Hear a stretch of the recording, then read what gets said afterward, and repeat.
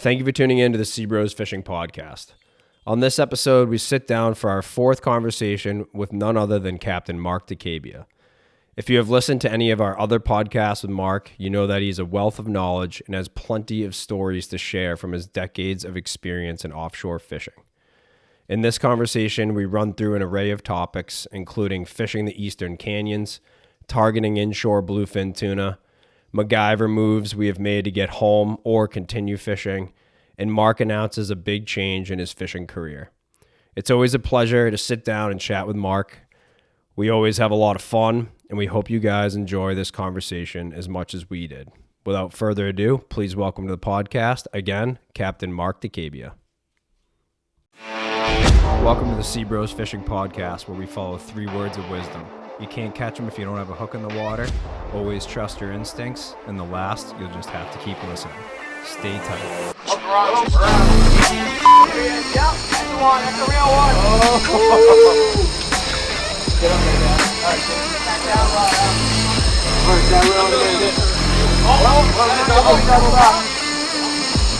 Double up. We doubled up.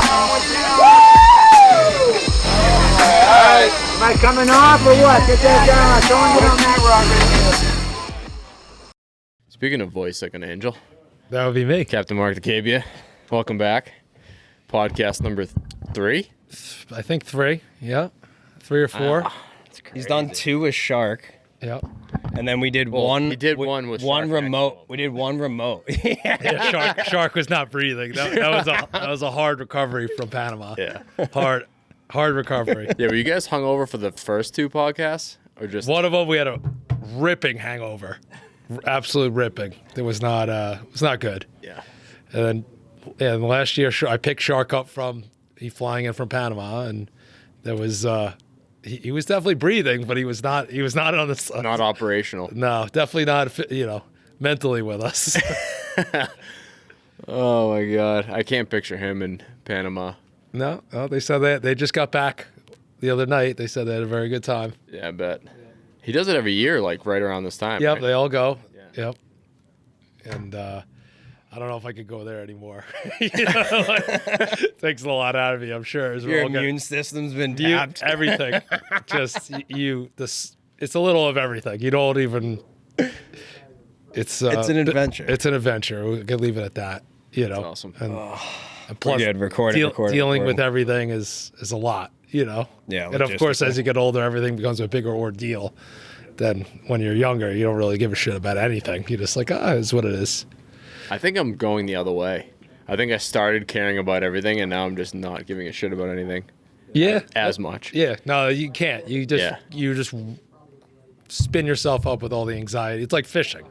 You fucking go and you drive yourself fucking insane, Tournaments, stuff like that. I used to drive myself and not sleep and not do it. And then I'm like, oh no, I have to sleep now, or you can't make decisions and you can't make. It only took him 4 years to change because the first episode was, what was it, like Sleep When You Die or something? Yeah. No. I sleep. I'm awake out there. Yeah. But like the night before, I will tell you this, and a lot of the tournaments, I usually get dinner with Cookie Murray, and we just get dinner by ourselves, and we don't talk to anybody. It's just him and I. A lot of one-word conversations. A lot of one-word. We just eat our dinner. Sitting there. Good. Yeah. Good. Yeah. Everything's good. Total man conversation. We talk about absolutely nothing to do with fishing, and on our way. And then we each go to bed, but you got to get some sleep. You spin yourself out, and everyone, just like when you're a little kid and you're going giant tuna fishing now, you wouldn't be able to sleep. I think the Now I'm first, trying to get every single second I can before I get up. Yeah. definitely the first handful of canyon tournaments I did, I went, by the time we left, I was nauseous just from lack of sleep, anxiety. Yeah, it's a combo. It's Yeah. anxiety. As we get over, there's definitely more anxiety to it, especially if you're running the boat. And it's not, the fishing's the absolute fucking easy part. It's totally. making sure that everything is fucking perfect, so you don't even have a second thought in your head that something's going to possibly fuck up, or you're in the engine room trying to rebuild something at that time. Yep. And we all know when it does happen, it's always going to happen during a tournament. It can run perfect for 7,000 hours and be like, nope, that particular day. Yeah. Right when the weather blows up too, Yeah. it's usually. Yeah. I just saw something of Mark de Blasio got stuck like 30 miles out and he used like duct tape to get home on his pulley, right? Yeah, Magiver. I give it to Mark. Yeah. You know. Like he tried like 4 different things. I was reading the whole Facebook post. It was pretty interesting. Yeah. What was one of the most MacGyver moves you've ever had? To get home or keep working? Because there's both. We had the quick shift go bad, and we had the drive from the engine room. That was a good one.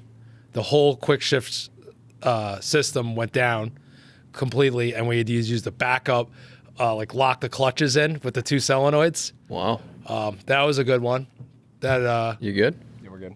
that happened on the Canyon Runner. That was a life experience. Let's just say we just locks the gears going in, and going. Who was in way. the engine room? I was in the engine room most of the course. time. Yeah. Because and you got.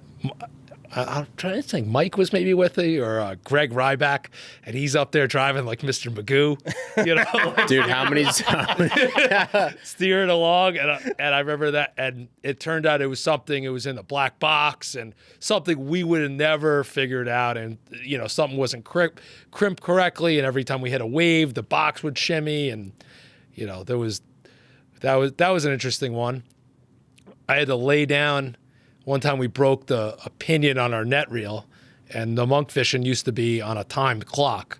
So we were already offshore, and we had a big day already going, and it would have been a really bad day if we had to go in. So my partner, Chris Williams, you know, him and I are both running a net reel. The clevis broke, so the net reel would only spin one way. So I laid down on the deck of the floor of the 38, actually, where the hydraulics are of the Northern Bay. And I had to hold this little lever with, you know, I think we had like one of those offset needle nose pliers that you're like, what do you get in a set of like 10 tools? Yeah, You're like, for $4.99. Yeah, you're like, I'm never using this fucking thing. And I remember I grabbed it. I'm like, holy shit, this is going to work. I just remember holding it right there. Chris ran the whole net. We ran 3,000 feet of net and had like almost, you know, half a limit of net of fish in it. And I remember That's an awesome move right there. Yeah, it's whatever you got to do. But Mark with the duct tape, and you got duct tape, zip ties, Zap-A-Gap. Yeah, zip ties definitely have helped. Zip us get home. ties, yeah. Zip tie Shell on the, squids, on the throttle lever, zip ties several times. rubber bands, Yeah. paint brushes. I got home on with a paintbrush. How did you get home on a paintbrush? Chip brush. Oh, chip. I was on Pritch's 26 pacemaker center console, like high gunnel center console. It had a single screw gas engine in it. Yeah. And the coolant cap was like right at, like it was like half covered by the actual like deck frame to the engine hatch. And the spring that locked it in place, the cap was smoked, so we were like shooting coolant everywhere. So we jammed a chip brush between the deck and the coolant cap and like strapped it down and kept the coolant cap down, and we got home. Wow. And didn't make a mess. Wow. Impressive. That's a. Did you ever have the shift cable break? Yeah, yeah. That was the rubber band comment. That's like a standard like intro to boating. I had a break at the inlet coming back. Of coming course, home. when you go to throttle back and you're like, oh, there's a boat. Thankfully, I was still a mile out. I can't stop. You know, and if you have multiple stations, you know, all of a sudden, then the other one gets hung up, and you know, if it catches weird on the transmission, then you got to make sure the transmission's like not locked in forward, so it's, you know, you don't screw up the clutches. Yeah. You know, that's a intro to boating. I always like, everyone runs a boat. I go, nope, that's about the standard. You know, everyone has to go through that heart attack. Yeah. Yeah, it's either when you're backing down or you're just running along and it just all of a sudden, you're like, what the? What is that noise? Yeah. Thankfully, you know, no fires or nothing like that. I mean, that seems like an absolute. That's my worst nightmare. Yeah, 'cause a fire is the worst thing you could possibly have on a boat. Yeah. But you know, you always deal with your fucking disasters. You got to have everything, you know, in your toolbox. You know, we all have 4,000 tools like tackle, and you'll use the same 4 different tools to fix everything on the boat. You know, channel locks to, especially commercial fishing. It's just everything's one color of rust, one shade of rust. Yes. Well, it's good to be back. For some reason, Nice to have you back. the day that when the lady's hair got stuck in the reel just popped in my head.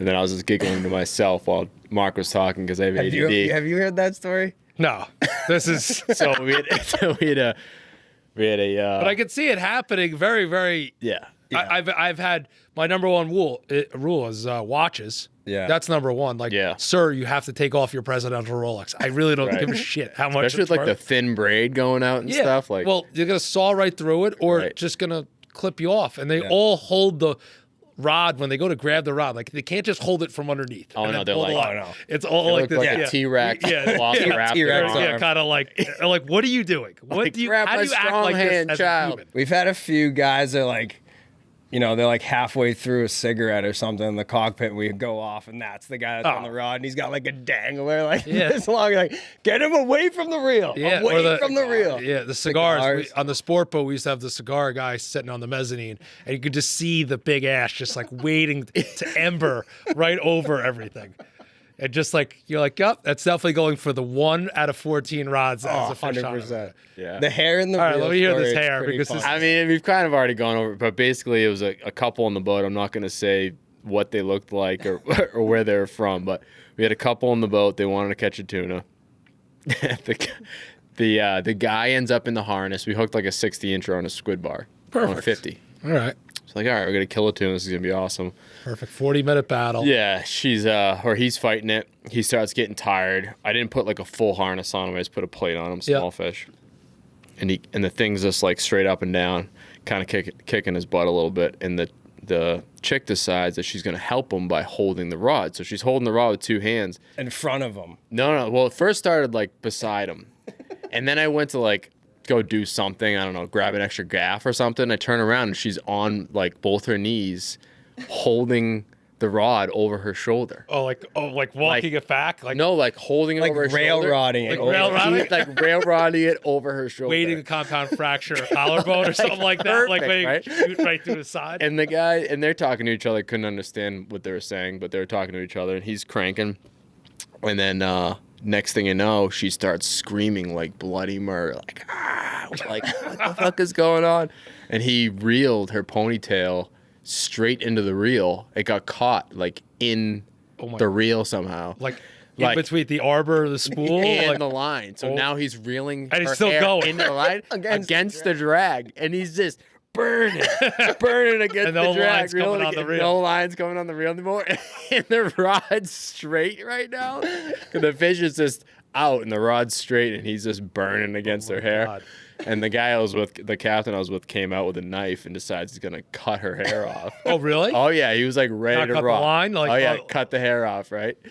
And I actually, before he got the knife, he was like walking inside to get the knife. I just loosened the drag and it somehow miraculously came out. Wow. Yeah. She definitely lost at least like 30 pieces of hair, maybe sure. 40. I'm sure that hurt when she went I thought later. like the whole side of her face was scalp, coming off. Something. Straight Indian procedure. Yeah. You know? Oh man. Oh, that is too funny. Yeah. Yeah, that could have been 10 times worse. Way worse. You know? And obviously, all of us have taken people fishing, and having someone get hurt on the boat or it's not good. No, Dude, dude. her face. I'll never forget her face though. Screaming, that Just noise like, of it was more like in shock, high like pitch, I can't believe that just screaming, happened. Yeah, but like staring at you because she's looking at you. So, and you went to go look for the back of the boat. Oblivious, dude. And you made eye contact. Yeah, first. I made eye contact first. He's oblivious. Everyone's oblivious, and it was amazing. That's one of my favorites. Yeah, I think I told that a couple of years ago on this podcast, but It doesn't get old though. It's I'm just sure some law of people haven't averages, heard it. right? Like, Yeah. Think people fishing enough. Everyone always asks me, like, I go, the outfits that people wear to go fishing is some of them insane. You know, like you already know, like, what are you doing wearing a white polo shirt? You know, linen button down. Yeah, like tennis, bright white shoes. yeah, like a Lacoste polo. What do you think is going on? We're not going to the country club. You know, I will say I've had a couple of those guys. I'm not going to name names, but we have a couple of like bro crews. Oh, yeah, all their college buddies. That's yeah, fine. They show up like that, but then they're like holding a 60-incher and the thing's spraying blood over them. They don't care. It's like they just like ruined their part of like the game. $150 shirt. Yeah. Part of the game. I always like, and they're the bloodiest fish, and they're like, "Oh, take a picture of me." You're like, "Sir, this is the worst picture that we could possibly take." You have blood on your chest and sand eels on your legs. Yeah. Yeah, and then you see the blood running down their legs, and you're like, what is this? There's zero professionalism. And they're like, can't wait to put this in my wall, you know? Yeah. And then the fish, you know, because they've already dropped it on the deck twice because it shimmied. So now the bad side, now you have a bad side on both sides. Yeah. Right? And there's the whole, bad. The thing's all everything's gray. bad. The You whole already thing know, is like, gray. you know how they turn that gray, yellowish, and you're like, the fuck is this? You know, come on. Yellowtail? Yeah. Oh, yeah, look at this tuna. You know what I mean? Everyone's like, yeah, it's a yellow fin. It's got yellow fins. But the pictures look terrible. Yeah. You know? And you're like, oh, look at this thing. Like you said, it's got I'm super anal about that. Dude, when the Keeping slime them is right side up the whole time. oh, yeah, the Yeah. splines all over them, leg, eye. You know, you're like, what? It looks like a scene from something about Mary, you know? Right? You're like, seriously? Come on. You know, Oh, God. even some of the people I take, I'm like guests and stuff. I'm like, how is this even possible? You know, just leave it on the deck for now, rinse it. Let's get the rods back out. Then you could like take 10,000 pictures of 8 different angles with the sun. And Oh, yeah. I mean, pictures are important, you know, obviously very. for Yeah. all of us, for all different varying things. But at the same time, you got to keep fishing, you know. Right. Yeah. So. Have you ever had a new customer on the boat that wanted to throw the harpoon? No. Usually I have such a fucking control freak that Yeah, okay. I have to drive, leader, gaff, halfway reel the fish in, harpoon it, scream, put 2 tail ropes on it, kick someone out of the way. I don't know. I see Mark being an out of my way guy. Yeah. Oh, yeah. Yeah. So when you talk about after the charter, like, I don't really know about that Mark Yeah, guy. did he like me? I like the scene from Jaws when he comes in with the gun, like, get out of the way. You know, just shoot it. You know, I'll drive. Most of the time I did harpoon because the boat, you know, the Rebel had a cockpit control. So you Yeah. drive right from the back and it's fish sick. is right there. I just walk 1 foot. I have the harpoon up the side. I just swing it out and lift. And, Was that thing a fixed control or was yeah, it like, no, it's a fixed control. We had just a heavy piece of canvas over it. And as soon as, you know, we get a bite, as soon as we take command, jump back there and then help shark and clear all the rods. So you can fish short-handed. Yeah. A lot. Yeah. I mean, so easy giant fishing. It's like describe my boat. It's a 30-knot lobster boat. Yeah. So, you know, that you get to be enclosed on. But I'm thinking in my head, I want to say like maybe twice in my whole career, like I let someone else harpoon it. Really? And, yeah. And they did which drives me fucking up the wall. And, you know, obviously use social media for advantages and disadvantages. But then I always think like, did you watch this video? Before you posted it, sir? You know, and then you see the giant tuna, it's floating there, you know, like a 600-pounder. And then they come in with the harpoon and then just drill it and hit it in the hardest part of the head. And you barely even see like the tip of the half the dart. barb goes in. half the barb goes through. Yeah. And you're like, I got him, you know, and the thing's clearly you just had this lift the tail up and just put the tail rope on it. And like, it's stone dead. It's already black. It's like an inflated Yeah. grouper at that point. And they come through like, hit it again, you know? And then they're just jamming on it, like stabbing it up and down. And you're like, come on. Like that's one of the things that drives me Yeah. insane. My favorite's the celebration the minute the harpoon goes in. Yeah. That's my favorite. Oh, like it's the harpoon's in. You could see the darts not even fully in the fish. Yeah. And they turn around and just drop everything and they're jumping up and down. With a slack rod, a floating tuna, and half a dart. in it. The floating tuna is just floating out. Yeah. No tail rope on it. They've never had anyone dump the tail, you know, the whole fucking basket in one shot. You know, it'd be nice. Some of those videos, like definitely that will pop up. Fish wakes up, takes off, basket, rod, everything gone. There's a couple good gunnel videos of the gunnels breaking. Yeah, the gunnel, but yeah. a lot can happen. But Yeah, totally. That wouldn't be me. My fish would be a dart, you know, oh, we got him again, you know, swam by the bow. I threw the dart in 2 seconds. Yeah. You know, like I said, some of those uncatchables that we've had. Now I don't even know what year class we're going to call these fish that are going to come back. We're like, all right, we're going to have to get the cement truck with the boom because the tuna truck can't handle the boom. You know, it seems like there's always a disaster. There's going to be some big fish. Oh, it's going to be like, do not kill that. Yeah. Yeah. Do not bring that in. Yeah. You know, even the fish that we had down by us this year. And Jimmy, who's unfortunately never done the podcast with us, but Jimmy worked for me a long time. He got married this year and he wanted to go giant fishing on one of his parts of his bachelor party. So of course, this past October, we did our our giant trip. Of course, I get to the boat in the morning, like we said, what could go wrong, can go wrong. I go to start the generator. Generator starts, but it won't put out power. Yeah. And I'm like, you've got to be kidding me. The fucking winding's going to go right now. Like, use the thing for 9,000 hours, and today is the unlucky day. And he had, because it's a wedding, so, you know, we could go giant fishing from the hours of 4 a.m. to 1 p.m. Then, you know, he's got dinner and family coming in. And so he's like, oh, buddy, I got to be back in like a good hour today. And we can't like stay.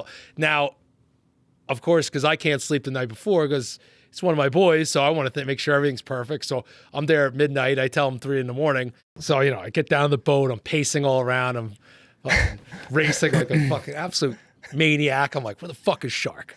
It's fucking 12:30. You know, I told him 3 o'clock, you know. And here he comes at 2:30 because he's already got everything done the day before. He's like, oh, we're ready to go. I'm like, can't get the fucking generator to go. I go, all right, fuck it. We're not going to go with the generator. I go, I don't think Mike's going to care. He goes, of course Mike's going to care. We're not going to have AC, Starlink, anything. I'm like, all right, so let's just go down there and figure it out. Finally figure it out. There was something wrong with the breaker. Pop the breaker. I'm like, okay. Jimmy comes down. We're all good. You know, go out fishing.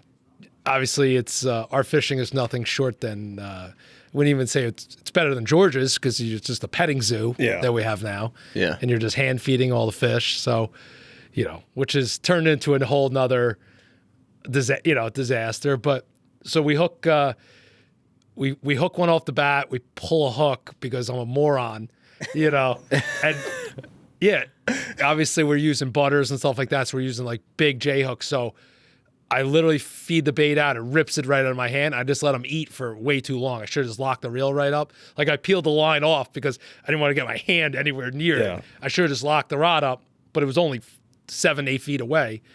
And I just let him eat. So we just swallowed the bait. So we end up, the fish was probably like between 8 and 9 conservatively. Yeah. And we lost him after like an hour and a half. Oh. Like all of a sudden just, you know, the rod just comes firing up, and I'm like, what the fuck was that? You know, like it didn't break. Like my stuff doesn't break. Yeah. And you could see the fluoro, it's got like 3 feet a leader and then a 90-degree angle. I'm like, whoa. You know, like, let him eat a little longer. You know, and I just remember holding it, and they're like, you idiot. You know, and it was an old 13-0 saltwater, so it should have grabbed somewhere in his stomach. And fighting him on his stomach the whole time. His stomach. Yeah, ripped his, you know. So now I'm like, now I'm frenzying out. It's 7:30 and boats are showing up. Dan Smalley rolls in. He takes, you know, all you need is I'm going to say a 20-second drift, you know, where the whales and draggers are. And he goes off. Jackson goes off, you know, and now here come the center console fleet and me still there. And I'm like, oh, God, this is not going to happen to me. You know what I mean? I'm actually going to go fishing right now. So Dan goes, oh, why don't you come up to me? And so I pull up to him. And because he's got his fish wrapped off and he's got his bait and we're using bluefish. He's like, oh, I got you a good one. Don't worry. I see him and Danny Young going into the tank, and Dan's got a big tank also. And they pull out this bluefish. And I'm like, it's not even a bluefish. I'm like, how fucking big is this thing? You know, they get one of those ridiculous bass landing nets, you know? And I'm like, holy shit. And honestly, it was like, and I've caught a lot of blues gill netting. It was probably like a 17 or 18 pound fish. So we get in the boat. I'm like, Jimmy, grab the fucking thing. So he's trying to I'm like, hold the thing, you know what I mean? Because I'm all fucking angry, you know. We fucking slap this thing on. I peel off, put a giant 7698B in it. I'm like, you know, one of the hooks. Things are going to die. Yeah, like a Braddock or Sterno hook, like 12-0, like size of your hand. Slap it right in the back. The thing swims out like maybe 40 feet, and like shark's peeling it out, and thing just gets, you know, Peter Griffin comes from the sky and lands on it. And I'm like, oh no, you know, eats it. Same fucking thing. Fucking. Now the fish goes racing toward the dragger. I back in between like 30 fucking center consoles. I'm in the tower because I'm screaming at everyone. We're just in full reverse. And the guys are like waving to us like, oh, there's Mark. Hey, you know. And the rod's bent, but it's so shallow, the fish is screaming away. Yeah. Same fucking thing. Fucking hour in, boom, pull the hook and hook. I'm like, oh my God. There's complete silence. My boss, Jimmy and Shark, are literally in one corner of the boat, and I'm on my corner. Like they are staying far away. They're like, oh my God. Oh my God. They already say like, oh, we are so fucked because we're sitting here and he's going to be so angry right now. I'm fucking stomping, throwing things. I think I broke a gaff. I smashed a gaff. And I'm like, you got to be fucking. And I'm like blaming myself. But it's also like, we're going to the dock. Of all the days I need to catch one, Jimmy's whole wedding family, both sides of the family are there. Like, come down to the dock and see what we caught type. Now I'm like, holy shit, we lost like 2 800-pounders. So like, no way this is going to happen. So we just start chumming again. And I've bait. I'm just like shoveling bait, no apparent reason, just no rhyme or reason. Yeah, no rhythm. No rhythm, like terrible ethics, And I'm grabbing old leaders. I'm like, fuck this place. Fuck this. I'm being all pissed off. Fucking take a butter. I'm like, I see a fish on the screen. I'm like, fine, you sit on the bottom. You're not going to come up anyway. And I walk to the back of the boat. I go to take a piss. And I literally look down and there's 10 of them just swimming there, just like hanging out, just like milling. And I'm like, what the fuck? So I go, Jimmy, go get a scoop of bait. And he throws like 4. So you want to know how, we asked about the harpoon? I'm like, no, throw some goddamn bait, like a whole shovel, and keep shoveling until fucking that toad is empty. So he starts shoveling, and then they just start going fucking bonkers. Of course, so now I'm like, all right, I got to, strategically pick a good one with a butterfish. I picked probably, a butter that you would barely use for a yellowfin. I'm like, got this giant hook in the butter. So I'm like, all right, the second he eats it, I'm going to lock it up. I see a 600-pounder go by, an 800-pounder. I'm like, oh, look at some nice ones here. Great. I literally throw it in, and some 75-incher comes racing out from underneath the boat. I'm like, oh my God, no, don't eat that. So I pulled that right out of the way, and as I'm pulling away, and if you ever use a butter, it spins. It does some jump, it hits the surface, and another fish just 90-incher just eats it. That's sick. Yeah, catch him right away.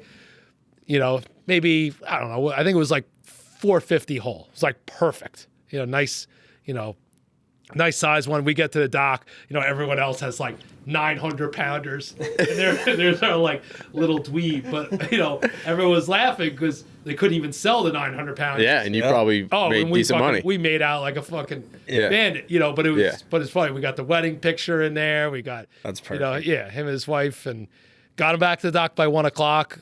And 3 bites back at 1. That's a good day. Yeah. Were those fish just on the draggers, or was there another? No, people actually, you could go fishing and take a drift.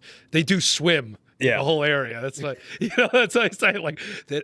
Yes, they are zoned in on a dragger, but I'm not into that. You have 20 center consoles. You have guys throwing 50 wides in, and they don't even know how to fish behind the dragger. They throw it in between the door and the net, and it just gets sawed off. And unless the fish is peeling away, going on the outboard side of the door, down tide, you're going to get zipped off every time. But on the cable, it's not even worth it. You're better off just hurry up going to them and just chumming and drift away, pull them off, and then hook one, and then because you'll lose every time, obviously, with a 100-foot dragger. Yeah, but watching these people going the definition of insanity, doing something over, let's get as close as we can, then hook an 800-pounder, and then on a 50, on 50s, 80s, boats. Unfortunately, down by us, it's right at the point. So there's every boat in creation. Yeah, one of the kids that works for me on the gill netter, he's got I don't know if he's got a 19-foot ponga or a 20-foot ponga, little Tristan. I mean, the thing is literally a bathtub. There's only 2 skinny surfer kids that could barely even walk the whole boat. And he boats he's out there and he's catching them all the time. Yeah. And he's got 1 rod in the bow. He's got 1 holder that can support. The rods in the back can't support. And what's he do? Getting bit on freeze pool and moving it to the bow? He moves it to the bow.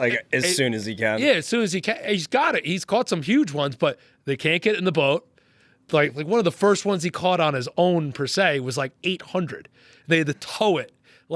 Jaws, towing it at 3 knots. And he's texting me, he's like, just passed to the point. And 5 hours later, all right, just got to the dock, And he's like, never again, Yeah. It's like Hacker and his Lund. Yeah. Old timer. You learn real quick. Yeah, even those big, everyone deserves, and I will never say it, everyone wants to kill a big one. You do it once. I'll never, never do it again unless you have like proper handling procedures. Yeah. I still haven't done a big one by myself. I haven't done one like by myself on the boat. No, I haven't either. It's only been. I've just seen too many things Charters that make me realize I don't really ever want to do it. I mean, me, Evan Millis, and Frenzy, we caught a 900 dress trolling on the Sword. And us three could barely even get it in the boat with like booms and hydraulics. And we finally got in the boat. We're like, fuck this. You're like, who wants to deal with this? Yeah. Everything. Dressing, it's a whole event. Yeah. You can't like do it yourself because the thing's so big. You try to hold everything you're up. having to walk around. Yeah, okay, the fin, you got to pull the fin out every time trying to dress it. You might as well put your whole body in there because you're trying to cut it out, But what the fishery has changed, obviously you guys have, I don't tell you guys, but the fishery's just drastically changed. It has. And even they're everywhere. I mean, we have a legit problem with them in the canyon. Like I think we caught 3 this year. The first rotted out this year on a Rebel that we caught one. And I'm like, sweet. Can't wait to deal with this thing right now. How big is that fish? The one we caught at night with like Teddy was like 500. Yeah. It ate at night on the troll? No, that was on bait. Oh, but okay. we've caught plenty trolling in Sunset. You do not put stuff anything further back than 100 yards. That just gets fucking destroyed. I feel like everyone I've caught there has been 100 inches or bigger. And they're the biggest, leanest, longest. Yeah. They're the worst. Nastiest. And they just sit and they just pull because the water's, 75 on top and it could be 40 down there. And they pull, hard. Yeah. We fought one this year. We caught one, like a 95 incher. Of course, 11 a.m., high noon, not a ripple. And I see it eat the long rigger. I'm like, oh God, no. And I first thought it was a huge big eye. I'm like, oh man, like that's big. And then I wasn't even looking at the screen and there's like 10 of them on the screen down like at 350 and there was one fish streaking up. I was like, uh-oh. Yeah. And Shark's pulling on it and Shark doesn't ever tap out. And hour and 20 minutes in, he's gassed. And I'm like, oh my God, this is not good. No. He's like, buddy. And I'm like, all right, give me the rod for a little. So I like thinking about Jaws, the scene from Jaws, I'm holding the thing. I'm like, fuck this. I bought it for about a minute. I'm like, no, thank you. And you can pull on them as hard as you want. You pull 50, 60 pounds even standing up, which is a lot. Yeah, that's a lot. You're going to hurt yourself.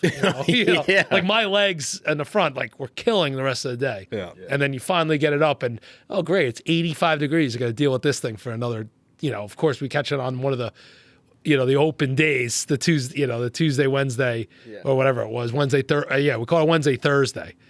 And I'm like, great, now it's going to sit in the cockpit with us, and then we hear of a yellowfin bite and CJ Hansen texts me, he's like, I don't know where you are, but you want to probably get down here. I'm like, I'm trying to get there. I'm trying. It's like, what's going on there? I'm like, I'll be there in a little bit. Don't worry. I got to deal with something first. That's funny. So how was the fishing overall this year in the canyon?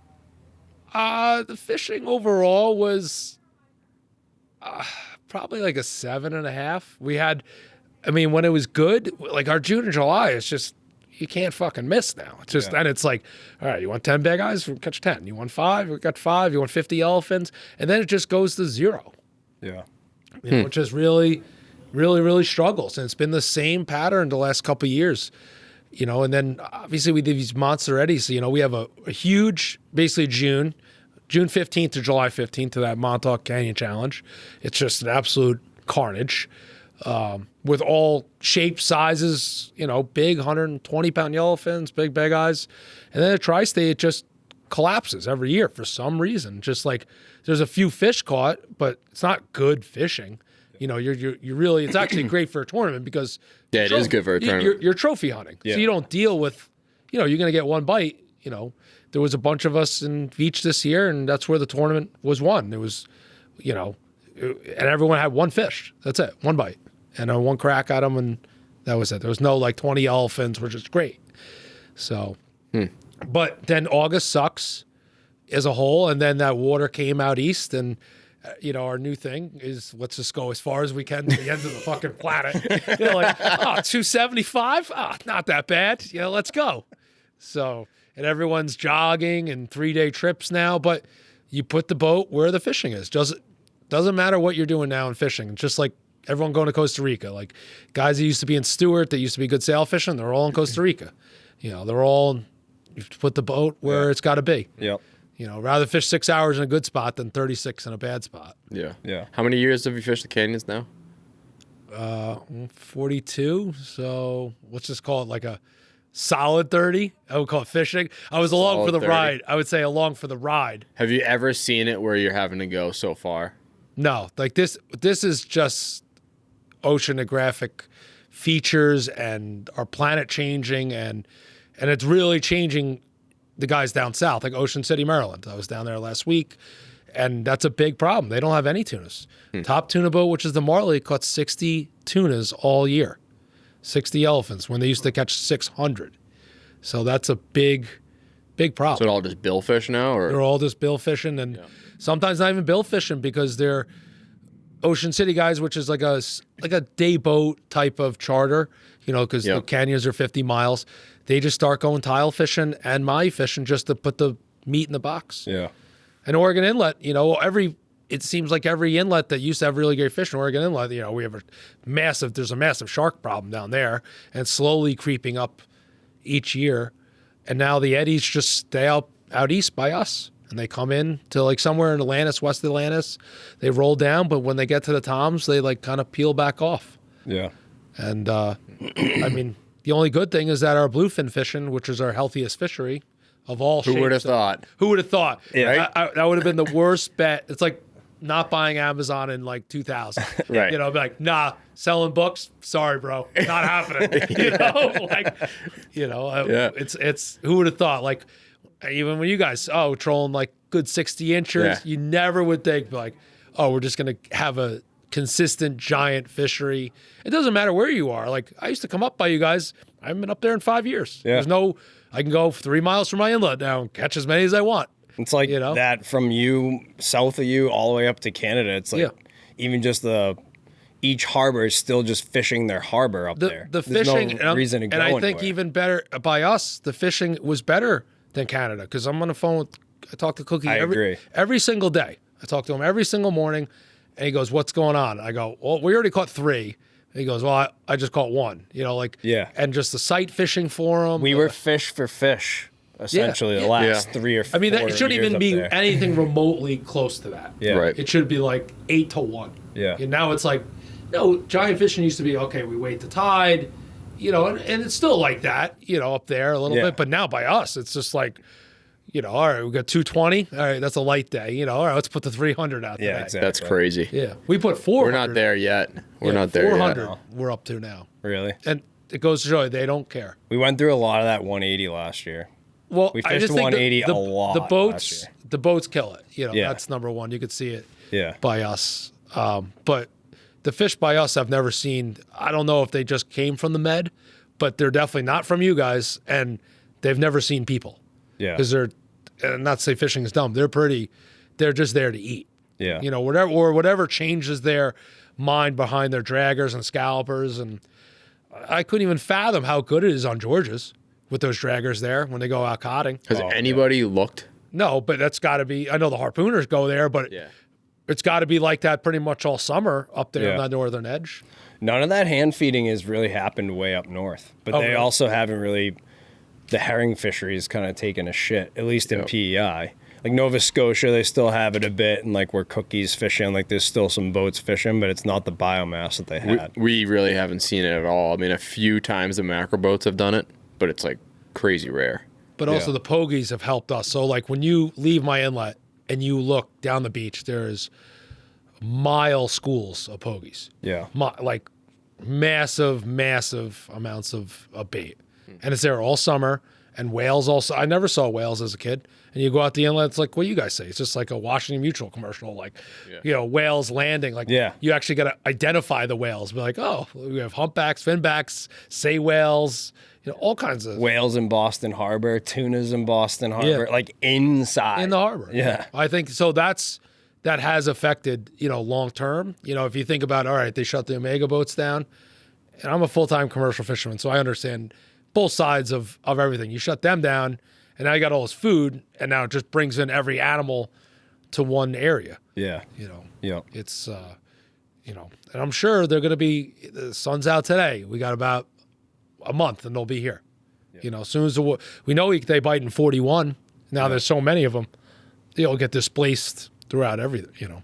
What's crazy too is they're still catching them on the tail end for, it seems like, a longer period of time before we're like into our prime time across the other side. Yeah, it's just extending the period. Yeah. There's no more mother herds.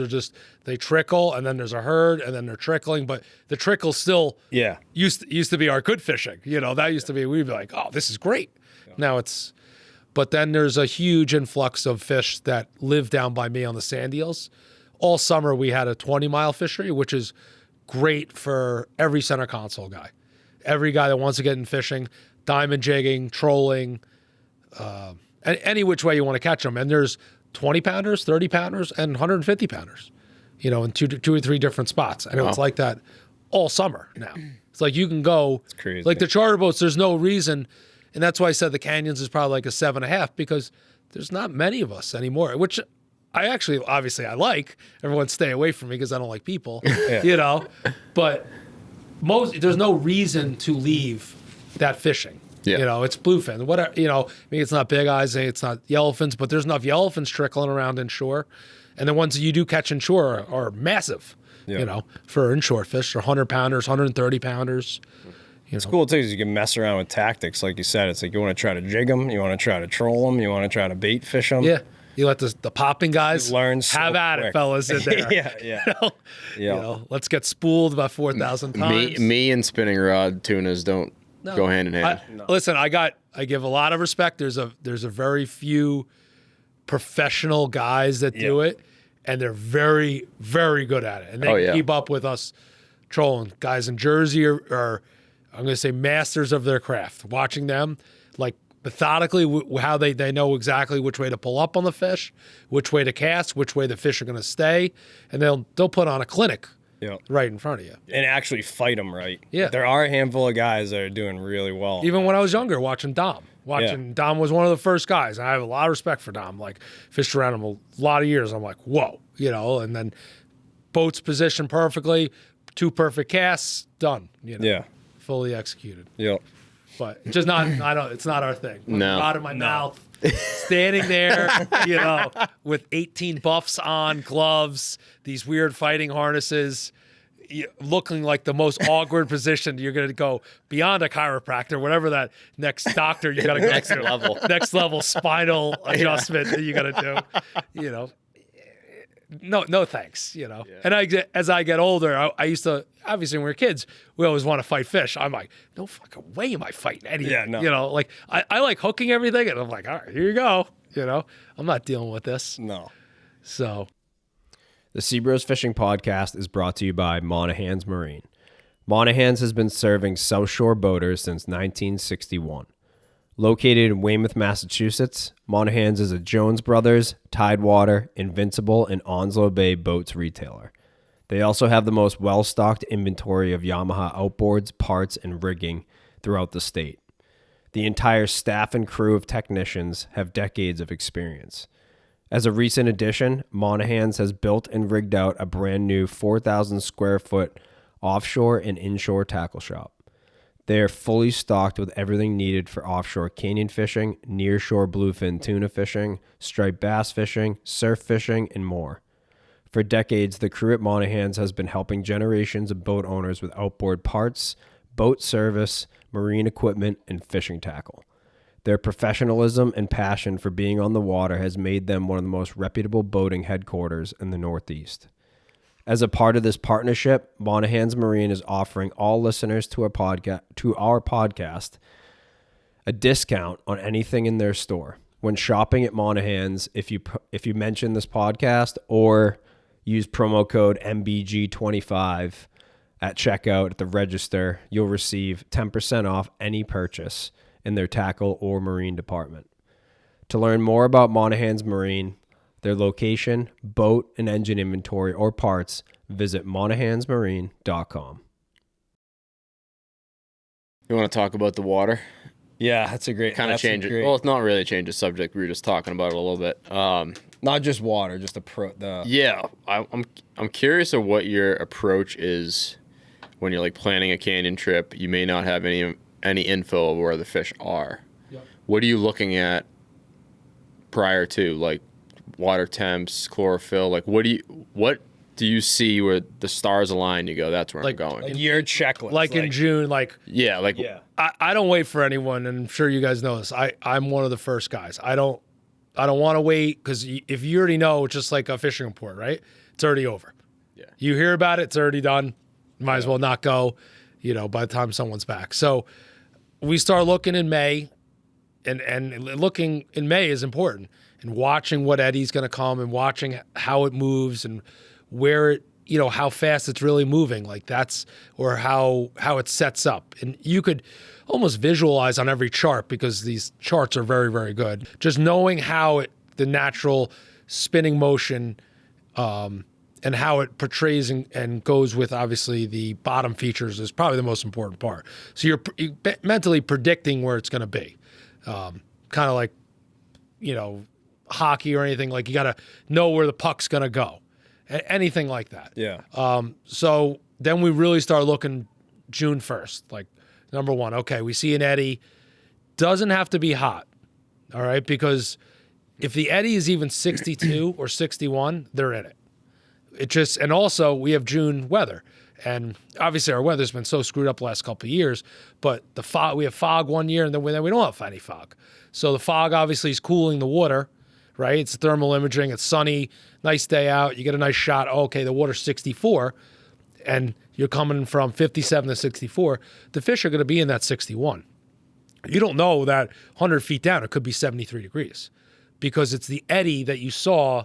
It's the same eddy that you've been tracking the entire time. So once you get in that change, and the water in the spring goes from like that dirty green bay water to, it's not that oceanographic, like blue eddy water. And that's not what you want.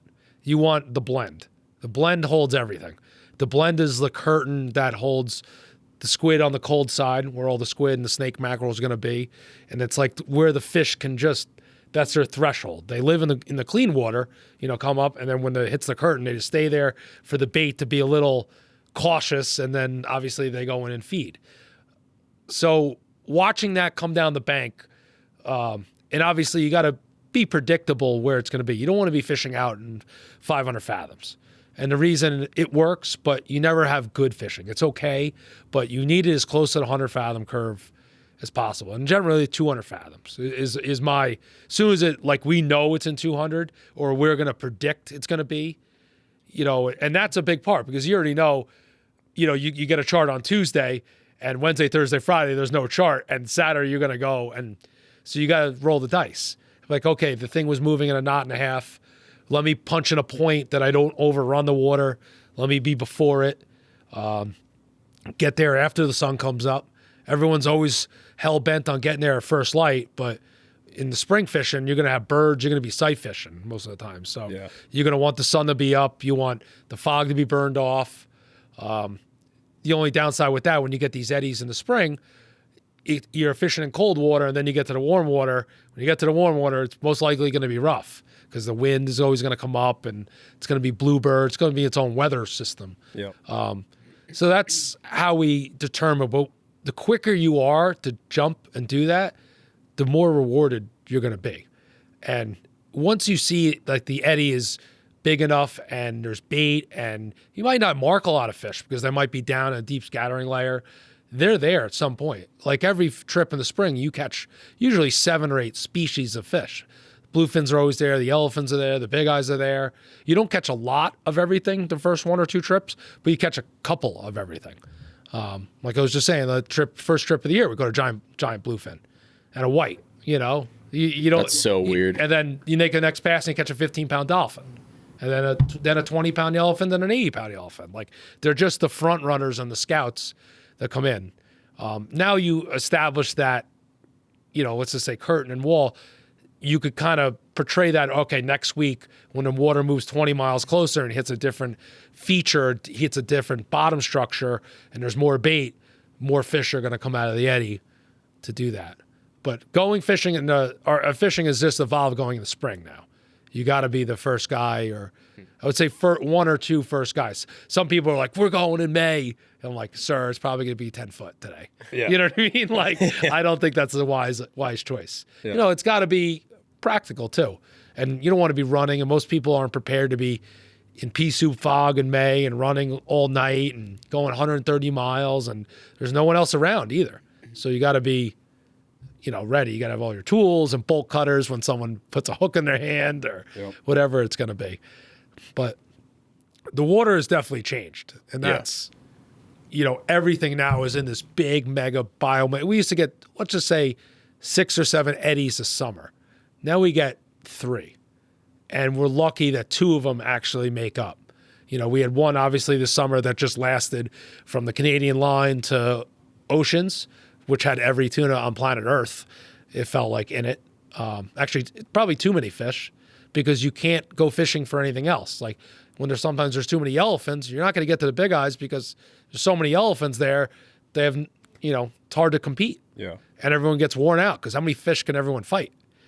I mean, like I was saying, like Shark, when he tapped out, I made him fight I think that was the most he fought one day. I think he did 23 or 24 yellowfins. And I remember we hooked a 100-pounder. I saw him eat. And because yellowfins eat over the top, so you see the water ski wipe out. And I'm like, holy shit, that's a nice one. I'm like, Shark, where do you get that? And I just immediately go up to the rod. I used to always fuck with him and fucking throw the drag up. Like, put the reel in low gear, let's go. Because I'm like, well, there's more. The bigger ones are coming. Let's try to catch the bigger ones while they're here. And he's just gassed. I just sat there just with his head down, so defeated. And at night, that particular night, we usually eat dinner. Boss comes out, he makes food for everybody. It was me, Richie, and Shark, my boss. And those two did something. They both went downstairs, in the cabin down. Shark's never done it. Usually sits up on the mezzanine with me, and we're just hang out, and he'll just relax. He goes, buddy, I'll see you in the morning. I was like, don't wake me. I need some sleep. I'm roasted. And even Richie too, and Richie's a bull.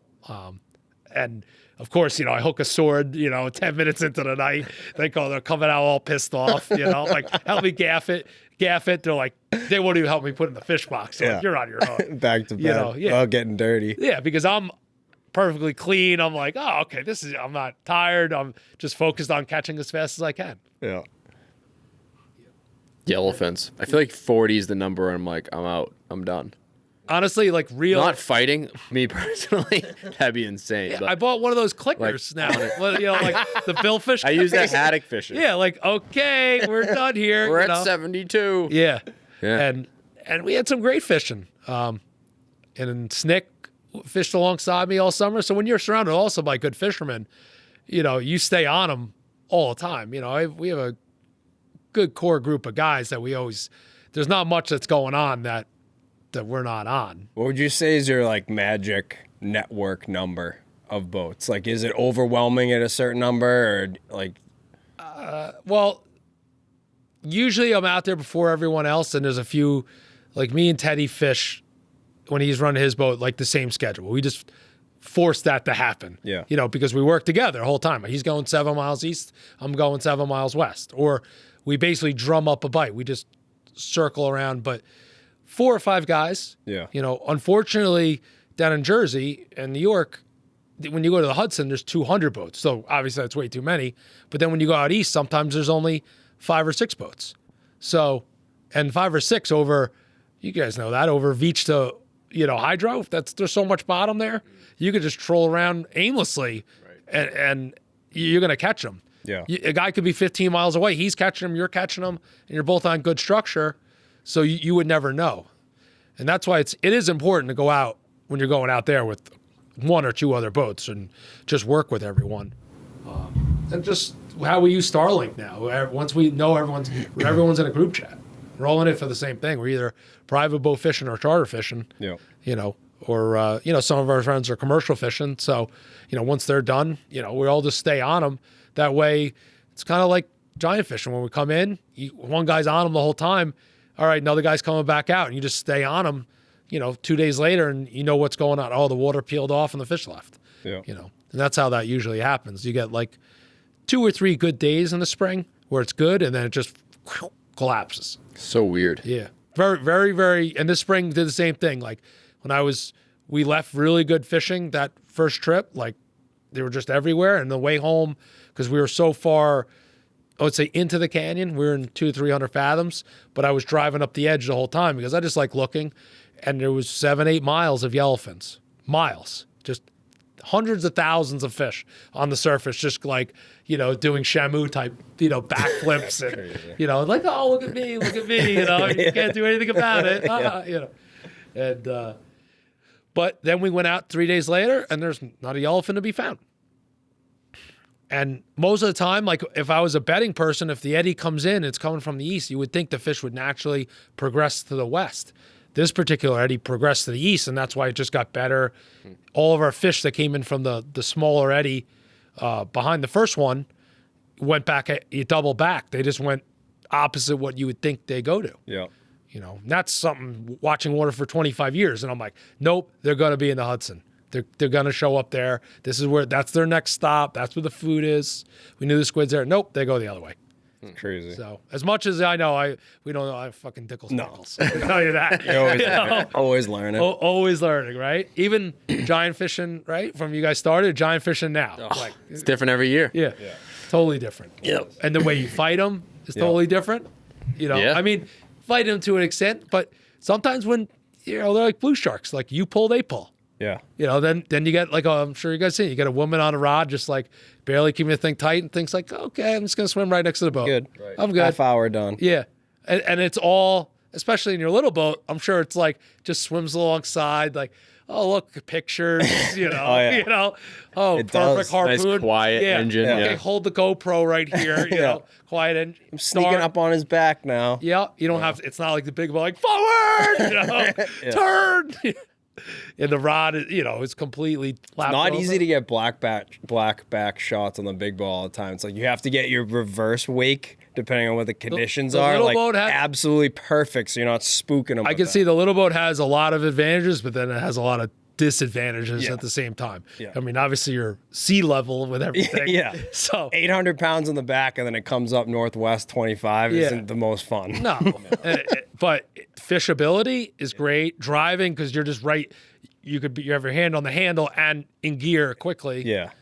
Wind against tide, it's huge. Yeah. Wind you're against just like tide. moving wherever you want to put the bridle off, Yeah. trolling mode, whatever you need to do. It's like you're still fishing your full spread most of the time. I see a lot of guys putting trolling motors on. There's a lot of guys. You may see one on Fortuna or two. You might see two of them on there. I mean, I watched Robbie Taylor this year. He was down by us. He put one in. Yeah. And it's funny. I'm sure when you guys are fishing around other boats and, it's always like I got to put my binoculars on someone else. Yeah. I'm like watching anything. I'm watching what he's doing because he's a very good fisherman. Yeah. And I'm like watching. I'm like, fuck, he's right into the fucking tide. Wow, his rod's. And then I see Seth go firing into the back, go right off. I'm like, oh, damn it. Things legit. And there's us like, you're moving the rods 97 different times. And I think sometimes when moving the rods, maybe changes the angle, like that bait dances just enough. Or how you're fishing in the shadow sometimes, or wherever you're putting the rubber band and whatever it is. Sometimes maybe the way it pulls, it's just the presentation, the way the sinker's going through the water. It's not natural, probably because it's kind of going a little bit against the tide. Mm-hmm. The tide and the wind's holding it one way, and it's probably just humming until the tide comes around to that perfect kind of halfway around, and then the rod goes off. Yeah. But no, I could see, unfortunately, I see it at home with the guys bottom fishing, like those poor blackfish. Togs. Oh, they must be getting smoked now, the trolling motor. There's still a lot of technique with it, though. Like, it's not like the bank, you got to be good at anchoring if you want to be consistent. But the trolling motor it's not going to make you a magical. No, well, you still have to shift. It's the same as a sonar. Exactly. I tell everyone it's the same as a sonar. Like, it's not like a green stick. It's not a green stick's not the magic stick. You don't just put it out and you start wrecking stuff. It doesn't work like that. You got to know how to use it. You got to know how to apply it. You got to be in the right area too. Exactly. It helps. Everything, all these little things help. Seakeeper helps. The sonar helps. The trolling motor helps. And all this other stuff. You just got to know when it's gonna help you. Well, and when it's gonna hurt. Well, that's something, right? That's instinct and how to apply it. Yeah. That's something you can't teach anybody. No. That's just seeing it over and over and over and over again. Yeah. And then, okay, now oh, we should probably go make another drift. Yeah. Knowing that, like, that's always you're marking them, then you don't mark them. And I'm sure all of us go through, all right, do I wait 3 more minutes? Do I wait? Wait. And then one time the rod will go off, you know? And then other times you're like, fuck, everyone ran back up. And then you see like everyone who lead didn't drift really know what they were looking at run up and they go off. And you're like, oh my God. Yeah. It is funny how you get bit at only the beginning of the drift and the end of your drift. Right? You just sat out and rod goes right off. It's like right when you lose patience, you're like, you know what? We'll just do another 15 more minutes. Yeah. And then you go off. Yeah. Or you reset up. When you know you should actually reset. Reset. And that's just goes to show you. Yeah. Our fishing is all drift fishing. And we've caught a few anchored up, but most of it's drift fishing. It's like, all right, we're still marking them. All right. They're not, streaking. They're just rooting on the bottom. And now we have so many fish by us. So you're just looking at 9,000 different images of every fish, right? That's the other thing. We have so many more fish and so many different opportunities that it's changed a lot. It really has. Like exponentially. Where's it going? Where do we think it's going? 0 to 0. I'm calling it right now. 0 to 0? My gut is telling me we're going to see, like we alluded to earlier, a lot of like 110 plus stuff. Oh, no, we're going to have a whole class of a huge class of legit everyone's, like there was a lot of 90s around this year. Yeah. A legit 100, 125s, those big things. Yeah. And then we had a lot of 60s, which is good. But what I don't see, especially by us, we don't see those, I would say, real 70 to 77s or 80s that will be 85 to 90s. We didn't see many of those either. Yeah, it was like a short, like there was like a couple mixed in. There's probably your class or two that are short per se, but there's so many more of the other ones, you don't see them. Yeah. But at the same time, it's like the elephants. Like, do the big fish now, there's so many of them, they push the other ones out of the way. We're seeing I think that happens a lot more. I've definitely noticed that on the bank. Like when the little ones show watch up. Watch it like, do a couple days of little ones and they're all over the bait, and then the next thing you know, the big ones just push them all out of it. Or vice versa. Or vice versa. Yeah, the little ones scare all the bait away. Yeah, the giants like bass, bounce. right? The little ones come in, the big ones are out of there. They ain't competing with them. Yeah. But you can see that with the tunas too. Yeah. That certain size ones, but the uncatchable is great. 120 inches dealing with fucking, like I said, cement truck booms. Yeah. And no buyer wants to deal with that. And like, even, I'm full-time commercial fisherman. Like, that's the last thing I want to deal with. Like, oh, let me hump this thing on a pallet. Everything you do is a struggle. Yeah. You need forklifts and vats and, it's a lot of meat. It's a lot of meat. And no even seafood distribution's like, hi, let me just carve this thing up. Yeah. That's why the price is low, because now there's so many of them. There's only so much product you could sell. Yeah. And we're all very good at our craft. So, these landings are just crazy, 70, 80 fish, days or afternoons in a couple different ports. It is crazy. September this year was straight bloodbath. Yeah, it was. Yeah, I don't like using the word bloodbath, but it's one notch above a Saw movie. You know what I mean? Like, insane. I saw like 100 boats and 70, 80 bites and 30 to 40 that's what it is killed down by in me. one 3 mile area. I'll be the first. I hope it's like a roaming closure down by me. I would be the first guy to say, you know what, like, this should not happen. And I'm I'm there obviously taking advantage of it, but also the amount of fish for mortality discard. Like, that's all I do is fight it. I'm on a lot of different councils and fishery meetings. Like, I'm all about mortality discard. Like, how many get hooked and got hooked and we lose them? And, obviously we're all going to lose a couple, just like I said earlier. But there's a lot of guys that don't really know. Fight them for 6 hours and lose them. And that thing's stone dead on the bottom. And, there's a lot more interaction with fish. It's almost like some of those times that just have to be closed. Yeah. Because no matter how good you take care of it, you could have the best fish on the market. If there's 75 other bad ones, it just lowers the price of your fish. Exactly.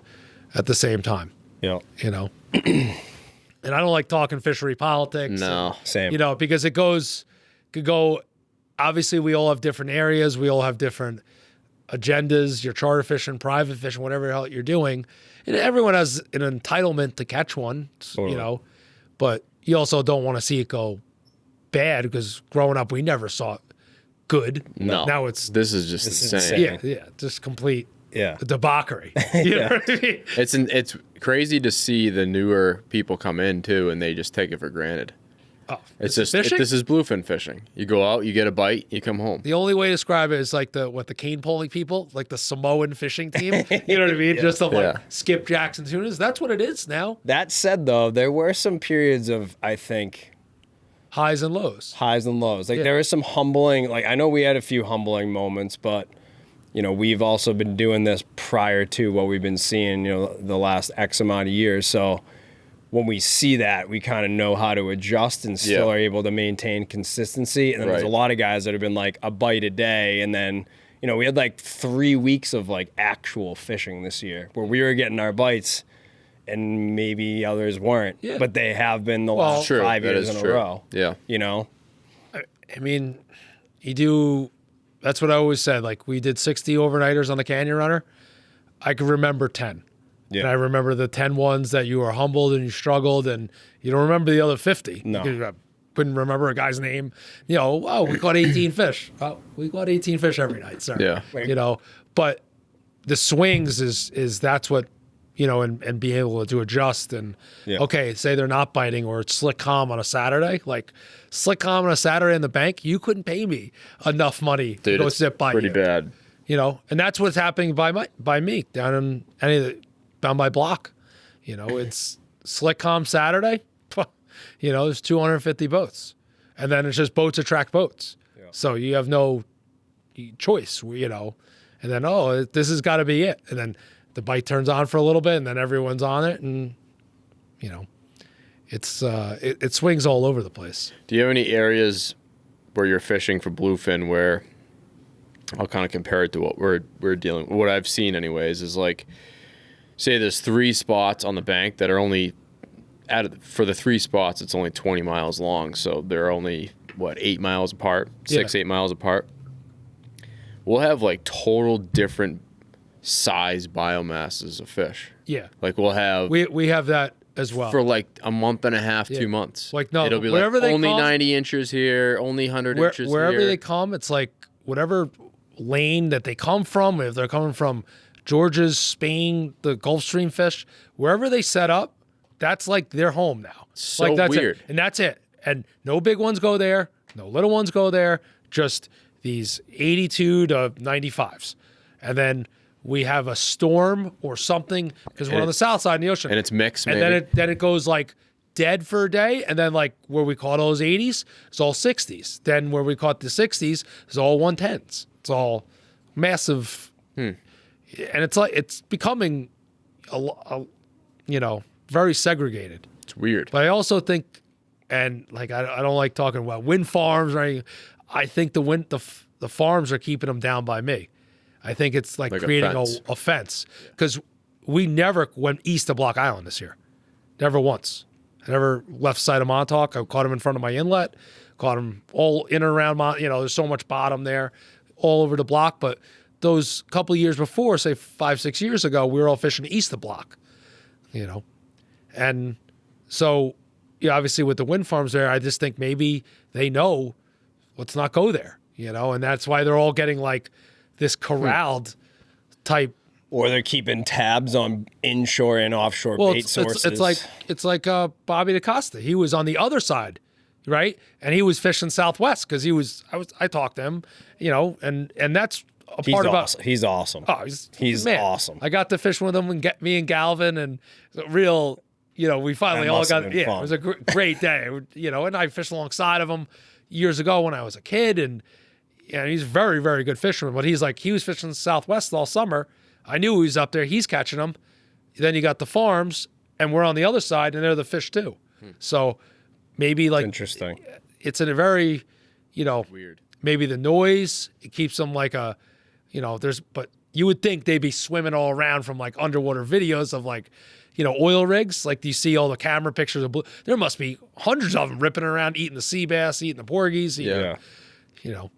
But that's what it seems like to me. Like the fish are just in this knot, and they're just doing this tight lap of, okay, rotation. Okay, we're here now. We're here. Okay, there's big bait here. We're going to eat this. And we see similar things like the bay fish, like what Brett was fishing on for most of the summer. It's like that knot like stayed there. It was like a whole different biomass of fish. And we were killing fish in the same size class. Yeah. Like Southwest Corner, and then like where he was fishing, Weather Buoy and like East Inside. Yep. Same size class. Is the fishing ledge good this year? There was times like west but of the not ledge. like it was in years Not past. automatic. No, it was more spread Like in out. years past, you just get to the ledge with a bluefish. It was like and just hold it on. seemed like Boston, and then like way in tight like P-Town area was consistent, and then like the ledge stuff, like what was it, like mid-September? There was definitely some guys that caught 'em. September time, but it wasn't that bloodbath week. Like for the last 4 or 5 Brett's years in a row. videos, he's literally on the beach. Like Yeah. literally, He's like in But the what's harbor. In crazy the harbor. is like that where he was and where we were posted up is like 7 miles. but it's the same conditions. And we didn't find a single pogie in one of the fish that we killed. Yeah.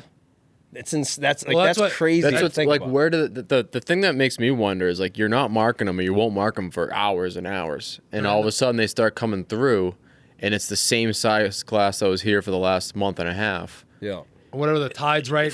5 miles away, it's a whole nother size class doing the same thing. 5 miles away, it's another.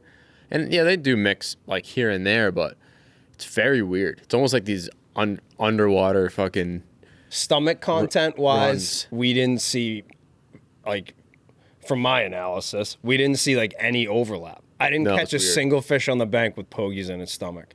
And then the last 2 years prior, we time it bottom of the outgoing tide. You catch a 105 and it'd be loaded with pogies and have like Like it 2 was max, and they leaving just the showed bay. up. Yeah. So we have all those chub max by us, and they work, but you would think the fish would be railed with them. Yeah. And there's not at all. They have garbage in them down by us. They just have skates and dogs. Why they're not eating the pogies? I don't know.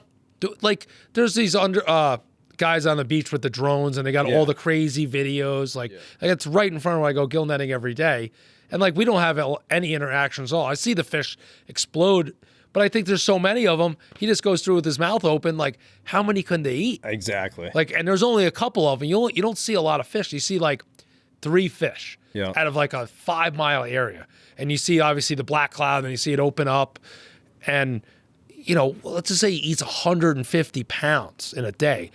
He just rolls probably back out to like 25 fathoms, and just lays there on the bottom. Yeah. Like, or just hugs the bottom and tends the school. Yeah. And then, yeah, visual well, again. I'm sure they leave. I'm sure they just go because they got to just digest. I'm sure they just paddle somewhere. Yeah. And go in the deep water and hang out.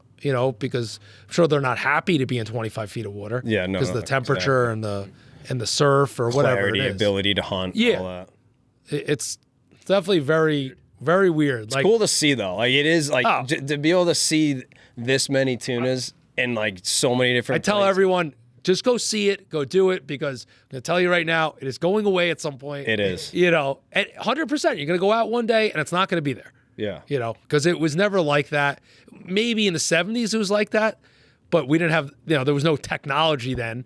So there wasn't, phones and Starlink and communication and boats, and people were using number 19 wire. And Yeah. Yeah. I mean, it can go away? Of course, anything can go away. Yeah. But our bass fishery is very, very healthy as well. But everything's in these mega schools. Yeah. The only thing I will say there's not a lot of is bluefish. Same. Yeah. Blues, and I used to catch a lot of, we used to do about 500,000 pounds gill netting, and I talked to Tommy Smith a lot, from a gill netting perspective, because when I catch them, it's about 10 days before he gets them, and he's always like, when you see him, because he's not catching them, and all of a sudden they show up, but we only catch maybe 15,000 pounds between 3 gill net boats now, when we used to catch 500,000. Can't remember the last time we saw like a massive mile wide surface feed of bluefish inshore. And that's a guarantee where we're fishing now. You catch a 6-pound blue, and it's just hold on. Yeah. I've spent this summer. We spent 10 hours one day catching 6 blues, but that's casting diamond jigs and poppers and knowing every little creek, and we have those little blues by us, like bigger than snappers, those 2-pounders. Yeah. Oof. Yeah. Gumdrop. Hill to have those. So every the day. problem with them is that everything eats them. So like a 60-incher grabs a 2-pounder just as quick. Yeah. And now the blues, they come in so fierce in the spring. Everyone's got like, it looks like Florida. The pens that we have now have evolved from like 3-footers to Same. like, I want to rent half the bay, like an aquaculture farm. I have a slip just for my baby. Don't laugh. Don't laugh. I told someone It's smart. I wanted to move the gillnet boat and just put a pen there. Yeah. And put all the pens and locks, and because we can only catch them at certain times. Yeah. So you might as well take advantage of that. Have a 30 by 12 pen of pogies. But the problem You is pay your slip pretty damn quick.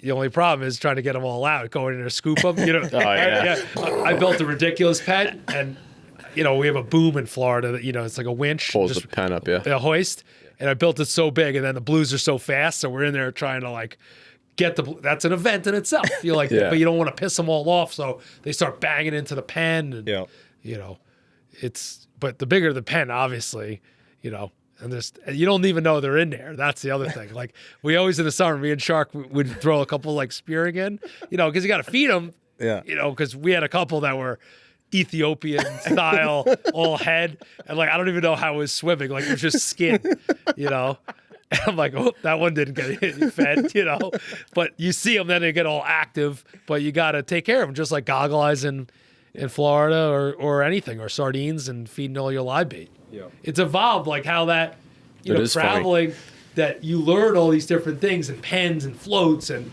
current and why you use only a blue pen, why you use a blue live well, like for shadows and, all these different things that you wouldn't think, oh, that can't make a difference because we're just, stubborn Yankees up here that we've had really good fishing, and down there Makes a big difference. Big difference. All those little things make a monstrous amount of difference. Yeah. When are you putting a trolling motor on your monk boat? Unfortunately, we haven't been monk fishing, and so the monk fishing's been on a steady decline, not because of the fishery. Our fishery's healthy as it's ever been, but our export ability and our domestic market is terrible. So we're getting paid half of what we were 10 years ago. And anyone who's in business, if you're getting paid half of what we were 10 years ago and you have expenses, it's just not worth it in the scheme of it. We're making basically 3/4 less money now.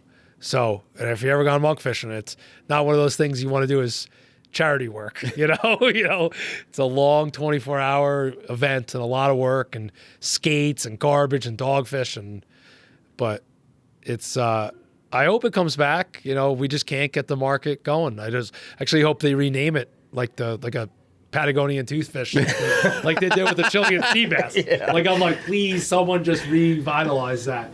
But no matter what, like it just doesn't do well in our domestic market. It's a great fish. I like eating it. A lot of people. It's called poor man's lobster, but it just doesn't work for some reason. And now we've been strictly just striped bass fishing. So, I mean, we're fishing on the beach. We have less expense and less net and less headache, less crew, less, basically dialing it down a lot. And it's kind of sad because it's part of like Long Island heritage and gill netting. And like I'm one of the last few guys, like even, to get a New York State food fish permit, which used to be like this majestic thing and, a passing of right that you're a commercial fisherman, like, I go to meetings now. I'm the youngest guy there at 42. There's only like a couple guys there. Wow. So that's a kind of a sad of changing the arms of that you really can't make it work anymore. And no one wants to be a clamor because that's a lot of work. Yeah. I've done that a lot, and I'm not sure if you pulled on the silly stick ever in your life. That's what we call it. It'll drive you crazy. But it's a lot of hard work, but you can make plenty of money. I know a lot of clammers that do well, but it's a rough, hard way to make money. 5 or whatever every little next 17 cents or 20 cents hitting the rake. It's the ding, the ding, the ding. You're counting your money as it comes, and it's a lot of quarters you got to catch to make a real day's pay. Yeah. I've never clammed. I've been on the receiving end and packing them at the bait shop in August.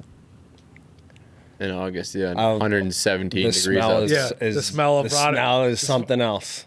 2 smells you never get rid of. One is clams, and one is rotten squid. Yeah, rotten squid is bad. Rotten squid will make your grown man right to his knees. We had a mackerel under the live well for like a month and a half this year.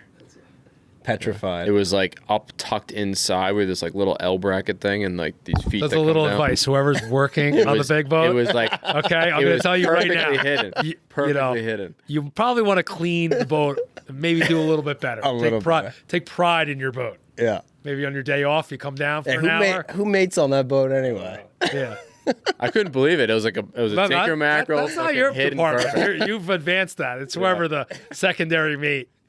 You know, Grayson. I make all the fill-in guys that come with me netting, like, they must hate me at the end of the day because that day it's hot up. No bleach is coming out. We're just cleaning the walls.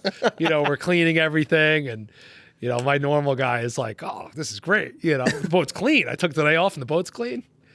So that's awesome. This episode of the SeaBros Fishing Podcast is brought to you by Satfish, your all-in-one map resource to help you find offshore game fish like tuna, mahi, and marlin. Satfish combines high-definition sea surface temperature and chlorophyll charts, currents, satellite altimetry, and bathymetry to give you a full picture of the fishing grounds and make it easy to find the best areas to fish. They have a daily cloud-free sea surface temperature map for full coverage, even when it's overcast. You know that one lucky captain who always seems to catch fish even on the toughest days? Odds are he's staying right on the productive temperature and color breaks with Satfish instead of wasting time and fuel searching through lifeless water. Best of all, they specifically built their mobile app to work offshore and offline when you're out in the grounds. Just load up the latest charts when you're at the dock, and they'll automatically get saved for offline use when you lose cell service. You can use Satfish your entire fishing trip to track your position and stay right in the bite zone. We've had a couple of seasons to play around with it now, and it's got excellent northeast coverage for you canyon fishermen out there. It's been a great tool for us finding bluefin on our own nearshore tuna grounds, and Satfish is an invaluable resource for anyone from weekend warriors, charter captains, to marlin tournament pros. For just $129, you get full access to all of Satfish's maps and resources for an entire year, and you can save $20 on your first year's subscription by using code SeaBros at checkout. Satfish even comes with a 30-day free trial, so you can try it out before you buy. Level up your offshore game, check out Satfish, and see for yourself why it's the science of being lucky. Love it. My cheeks hurt. I'm excited for Are you excited? for the weekend. Yeah. Cast should be Safari. good. yeah. Have you guys, don't talk about it now, obviously, but have you guys started thinking about your trickery methods? Do you have any stories already logged in your brain that you're going to tell? Wait, Got I'm a few. presenting? Yeah, you are. You're presenting the whole time, usually. I've got my three- trickery. Me- I've got 3 real Yeah. good ones in my head. I did a big Venn diagram and I put you guys in it. I did a shadow box. one's I got Venn diagram? figures. It's the circles, the 3 Are we circles. in the middle of the middle. circles? No. You're On the outside? yeah. Make a great reference to your old man. It's I think at least 2 of the ones that I have bite videos of, which will be pretty sweet. now the one I'm gonna spiel the one because this podcast won't go on until after. Yeah, very true. Very true. The one thing that you guys always say, about putting a hook in the water, that's the one thing I was taught against. Huh. And Phil Delaney taught me that, and Phil is an unbelievable giant fisherman growing up in the 70s, and he's taught me a lot of stuff about boats and fishing, but one of the best tricks he always taught me, he goes, when you mark them, reel the rods in. Yeah. Is that chumming, though? Or is that just Both. in general? Both. You're marking them, take the rods out of the water. Yeah. And then, of course, your dad would be like, well, you can't catch them without a hook in the water, right? Yeah. But I'm Phil- with you on that too. and I've done it 3 different times now. It's probably situational based. Yeah. But we reeled the rods in. We started chumming. They started streaking. Yeah. They were flatlining the whole time. First rod in, didn't matter. 220 right out of the hand. Ripped Yeah. it right, And it's 3 different times that we were fishing and they wouldn't bite. And it was high noon, whatever it was, calm out. And we just kept throwing bait and they just got trained, Yeah. I agree with that. That's totally. the trick that.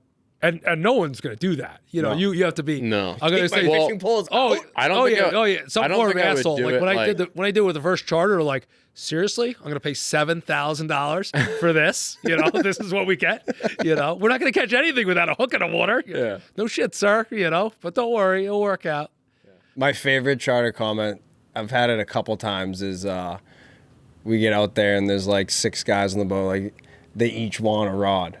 Like, oh, we're gonna yeah. Everyone, we're only fishing with 3. Yeah, we're only fishing with 3. Don't we each get a rod? I'm like, I am not. The last thing. 6 sounds terrifying. Yeah, we're gonna lose them all. Well, then the rod goes off, and none of them want to go reel it in. No, because the rod, rod tips in the water. I'm like, I'm not touching that because if I fucking lose it, I'm definitely getting blamed. Exactly. No, that's the one trick that's obviously situational based, but it's a hard one to do. Yeah. And like reel the rods in, take every leader out, but keep chumming, watch them. And then, because obviously they're 800 pounds for a reason. I don't care what fluorocarbon it is. I don't care about line testing. Obviously, they know it's there. They sense it that it's there. Totally. That's what I think. I think it's more sensory than it is Oh, it visually. has nothing to do with that. Yeah. You're telling me they swim up and they say, nope, that's 150, that's 180. No fucking way. Yeah. They know it's there's something in the water. Yeah. And they sense that it's bound. Whatever they use, like a shark, is that Ampullae of Lorenzini, like whatever that sensory. That's the name of this podcast, Yeah. by the way. I Yeah. can spell that. Right? Oh, yeah. That was one of the few things, like one of the fishery classes I took at URI. I'm just going to put shark sensory. I'll remind you, because please do. This one professor just drilled that into us, and he's right. They sense it. Think about in the chalk water. How do they know it's there? Oh, dude, in the dark, they streak up 100 feet and eat a bait out of your hands. Doesn't make any sense. Zero Cents. Zero a cents. dead bait, too. Yeah. Like, you tell, it's not even getting the lateral line or wherever the hell it's supposedly finding. Yeah. They just know. They just sense that whatever, just like a radar, right? Radar picks up. They know something's there, and I'm sure they swim right up to it, and then, it's food. Honk. Hunk. Just like a swordfish, right? Swordfish, you're dropping a piece of a eel that's 6 inches long, right? 2,000 feet to the bottom on a random. You got to call it. There's a spot, right? But just like this table, it's a random spot. You're telling me the sinker hits and you lift the sinker up and the rod's already bending over? They know it's coming. They hear the sinker hit. It's a giant plume cloud. Right? They're like, what the fuck was that? You know what I mean? Like, Thor. God? God? Let's go check this out. And they come in, and the water's all dirty, obviously, because it's all silt, it's all that clay and silt and all that green mud down there. And there's 2 little blinking lights, like, look at that. Yeah. That's probably what happens Totally. 9 times out of 10. Totally agree with you. Because there's no way that physically you just do simple math, right? Yeah. You're dropping like a squid tentacle, right? 17 miles off the edge. No one is that good. I don't give a shit how good. Anyone would say whatever you want. Like, oh, no, this is a spot that the rod landed in their hole. No way. You could drive the best of your ability. You can control the best rod, but no one knows the force and the sinker and basically the cantilever that's going to fall and it hits the bottom. We got the sinker up. Bang, we're on. Yeah. There's no fucking, they have to know by sensory. Agreed. That's why I do not buy the whole fluorocarbon thing. Yeah. I buy the fluorocarbon thing in a sense that abrasion resistance, Straightness. it's straight, it's very stiff in the presentation. I buy that. But what I don't buy is that the fish eat certain sizes. Yeah. I just think your presentation's wrong. Do I think there's certain boats affect it? Yes, because now they're sensing all this different stuff, and the moron putting out 90 on Stellwagen goes right off. Of course he's going to go off because he can't sense. It must just trigger, it doesn't bounce back off of him or whatever it is. Not that he can't see it. Yeah. But it's got to be something to do with that. I mean, if you go yellowfin fishing on a dragger, the draggers are using straight up rope, like with like 800 LP and a shark hook. You know, they're just eating. Yeah. You know, you're telling me, oh, we got to use 30-pound fluoro with a sardine buried to get, no fucking way. You know, that just does not happen. It's presentation more than visibility. Yeah. All day long. And the water's been dirty. Most of the time, the water's dirty. You know, you put it in your live well, you're like, holy shit, look at that. You know, it's gross and whatever it's got wrong with it. The cleanest water we had was that year after COVID. Yeah. Yeah. I was harpooning insane. fish with like the entire liter out. It was nuts. We also had the jellies, though. We had, we had that jellies, red, too. whatever Yeah. that. We all call them jellies, but you know, you got to dump the top shots every day. Yeah. Like you're sitting there, you're like waiting to get stung, but we've all done it 1,000 times, and you're like, ew, and then you gotta like cut it and like peel that section off. Yeah. You know. Yeah. And you're like, fuck, I just put Genkai on here. God damn it. You know what I mean? Yeah. You get all spun out over it. 2 years ago, it was bad. Really bad. It was bad. Like we had leader in the spool for 2 months, and you still couldn't see the tuna. Yeah, we were just fishing one rod essentially. We were leaving a rod out and just basically closing our eyes. Yeah. And just in, out, reel up, wipe it off, reel up, wipe it off, and you'd only get bit like 30 seconds after putting it down. Yeah. On one of the checks. Well, because it's just presentation, bang, Yeah. boom, Yep. bait's right, everything's right. It's laying out right in the tide, whatever it is. Yep. You know, after doing all these podcasts, you guys get like questions after each one, or like, Sometimes. do you? Yeah. Yeah. Not a lot of like. Feedbacks. Or It's like anything always- that? We haven't had anything where like you're wrong or like No. not that we're saying we're right. We're just saying what we think. Yeah. But it's been pretty. It's inspired a lot of people to think outside the box, like we do. 100%. Like I'll get random, like, "Hey, I had this out." I'm like, "Oh no shit!" Like, Yeah. and you can apply that to your own thing. You know? I listen to a podcast every single time I fly back and forth to Florida. Like I listen to Zach. Zach's a hard charger. Like he's a worker. Yep. You know, he wants it more than everyone else, and he'll be successful. Yep. Freddie Malkarn, who I've known since a little kid. You know, and That dude is so smart. he's beyond smart. I don't like that he's that smart. He's You know, insane. actually, no, my new thing, and I hope he listens to this. I like going to shop and fucking with him. That's my new thing. I question a lot of things. At least like, I'll get a couple other people like, nah, we should question him just to spit him out. Yeah. And then he'll leave, and then 2 hours later, get a text, call me now. You know, and then he likes the unknown. He like, how can I make this better? Mm-hmm. You know, one of the first butts that I ever had, he gave to me. It was me and Dennis Braid, and I got my finger legitly caught in the butt. Dude, we haven't heard this yet. Oh yeah, I haven't really told a lot of people this. Okay. So you're gonna the tell original everybody this Winthrop now? butt, and this is going back Now 2006, everyone's gonna know.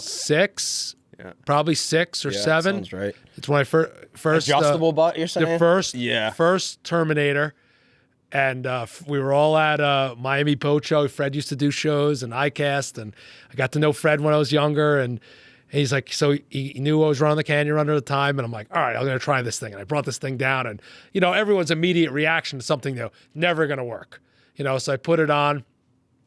We're fighting a fish. I'm like, oh, okay, and we caught a bunch of yellowfins. I'm like, all right, let me do it. You know, because God forbid the thing fucking breaks, or, you know, everyone's like, oh, it must be great to be sponsored. Sorry, Fred. Yeah. You know, or something happens, you know, that, well, you don't want, the charter's not going to know how to deal with it. Yeah, You know what I mean? right. Every reel is great if it's a demo reel, but if the handle rips off or whatever it is in that case, and that's, you know, obviously we both have different opportunities to test a lot of stuff. But I remember I went to go push the button, and the button was big on the original. It was like probably bigger, it's like a silver dollar. And we're fighting like a 60-pound elephant at night. And I went to go press the button, and my entire, like, I don't even know what area of this of your What is hand. that called? Heel of your hand. Gotta. Yeah. Like a heel of your hand, I guess. Because the button was so big and I had to press it against, got squeezed in between the button. so it was like in the angle. Yep. part? And then the fish pulled, so the butt locked. And I'm like, mother of God. And I'm like sitting there. Of course, Dickbag Zajac was standing right there laughing at me, you know, and I'm like, help me. He goes, no, you know, I'm watching. So the worst, so I had to push put tension going down, which is worse, to like push the button to relieve, You just squeeze your. Yeah, exactly. So I had to hurt more to get it back. Yeah, to get it back. And I remember calling him. He's like, "You did what?" I go, and he's laughing at the same time. Like, yes, I'm a moron. Yes, okay, we're gonna have to change this. So then it went to a smaller button, then it went to the push button. Yeah. What? I mean, But I remember laughing at it, and I'm like, "All right, dude, this isn't gonna work." What does it take for like a product to be proven in your eyes for you to feel 100% confident in it? 3 years. Yeah. 3 years. Yeah. That's about.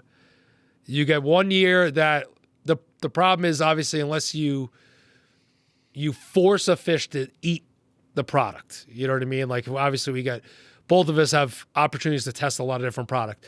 To get multiple opportunities to fish to bite that product under a variety of conditions, under different elements, under different circumstances too. Like the reel might be fine the first 6 fish, but then there was no Loctite put on a gear on the inside. There was, not enough hardener in the fluorocarbon or whatever the swivel was. The coating fell off. Similar metals, shit like that. And I'm going to say 3 years before anything. Yeah. Like I have products for the last 2 years that will finally be released at ICAST this particular year. Like I had those electric fathoms for 4 years now. First 1 or 2, and there's obviously positive, changing the battery, changing this, different fluorocarbons, different hardeners, all these different things. And free is not good. I can tell you that. Free creates, but the only advantage that all of us have is that we have more opportunity, that it's not a big deal losing a fish. You lose a fish, it's a fish. And like the times in your trip or the year to try it. Like you got, 2 bites and you're like, I'm trying this for the rest of the day. Yeah, let's try this, let's try that. But it's not detrimental to the trip. Exactly. And you got to factor that you got to try it. You can't just put it out under great conditions. You got to be under varying different things. Yeah. But I would say 2 full years of cruise testing it, and not just cruise here, because we all think like obviously it works for our application, but it might work in Florida totally different. It might work in Hawaii different, and spreading out the different, different. Obviously, if it's a reel, if you're catching blue marlins, it's compared to tunas, it's compared to swordfish, it's in line under different salinities, under different water temperatures, under air temperatures. Yeah. Right? Like Grease does that's a different huge thing. Like, and I see a lot of product testing online that's so skewed that, and I'm not really going to go into this, but, certain products are designed for certain needs, and I like took a couple things to heart. Like, we developed a product that was supposed to be a weak hook, and it's being compared to like something that's 16x. Yeah. It's designed to be a weak hook to release fish. Yeah. Of course, it's not going to work. It's not going to hold up as well. So it's like it's very skewed test. It's like you want, like Genkai is IGFA, so you want it. It's always going to break under the number you have. Mm-hmm. Yeah. When you have diamond that breaks that you could tow the F-250 behind your truck with. Yeah. So you got to take everything with a grain of salt. So it's everyone has their comfortability and their, just like tying a knot, right? You tie whatever knot you are comfortable in tying. You don't tie just because you guys tie a polymer and I tie a clinch. They're both right. They're done right. And that's that's how the seminars all came together. There's a lot more variables when something's attached to a fish. There's a lot more different angles. There's a lot more different pressure in different ways. Who the fuck is going to get blamed first? Yeah. Most likely, I would blame my mate Jimmy, because I blame him for he's going to listen, and he's like, but I wish he was here, because he's always like, you always rag on me. But I texted all of them. I had some of the best times with him and Shark, and the camaraderie that we had, and it was never personal gain. I was never making fun of him. So I just want every listener out there to know. And I want everyone to follow James Areola on Instagram. He was a guy behind the scenes. He was with me from the beginning. He was always there. If I told him to be at the boat at 1 o'clock, he was there at 12:30. And I always and I admit I shunned him a little bit, but I treated him like a little brother. And he always looked up to me as a big brother. And I just wanted him to always be better. Yep. And I always pushed him to be better. And he's like, you made fun of me. You threw me under the bus. You did this. I go, buddy, you were along for the ride. That's it. You were just a casualty of war at that particular time. I feel like every fisherman. But if I didn't say anything, that would be way worse. Yeah. And when I'm yelling, I'm screaming, that means Yeah, you want him to be good. yeah. Trying to improve. If I'm silent, that means I've Totally. just go hop in the tower and have fun on the It's way a home. lot of pressure already on yourself to improve. So to have someone that you can, fuck with or, try to make them better and it helps you be breaks better. the ice a little It bit. We breaks always the have that ice. charter. We've taken a lot of charters. You walk up, you see him coming down the dock. You're like, oh, you're my guy. You're definitely him. Oh, yeah. Usually, you usually know the guy like the minute he gets out of the car too. Oh, the 6 guys of the charter. Yeah, You already know there's one that you're like, okay, he's my guy today. he's my guy. You got the know-it-all friend. You got the guy who's actually paying for the trip. Yeah. You got the guy who does not belong on the ocean. Yeah. You got a guy who, like we said, bought the white Lacoste polo to go catch mackerel. We call him or haddock. new shoes. Yeah, new shoes. Or he goes, oh, I got the new Sperry's. And you already know, sir. Better grip. Yeah, better grip. I'm purposely trying to spray his feet with the hose. down hose the whole day. Exactly. Hope every single person knows. Do you know who does that a lot is OG.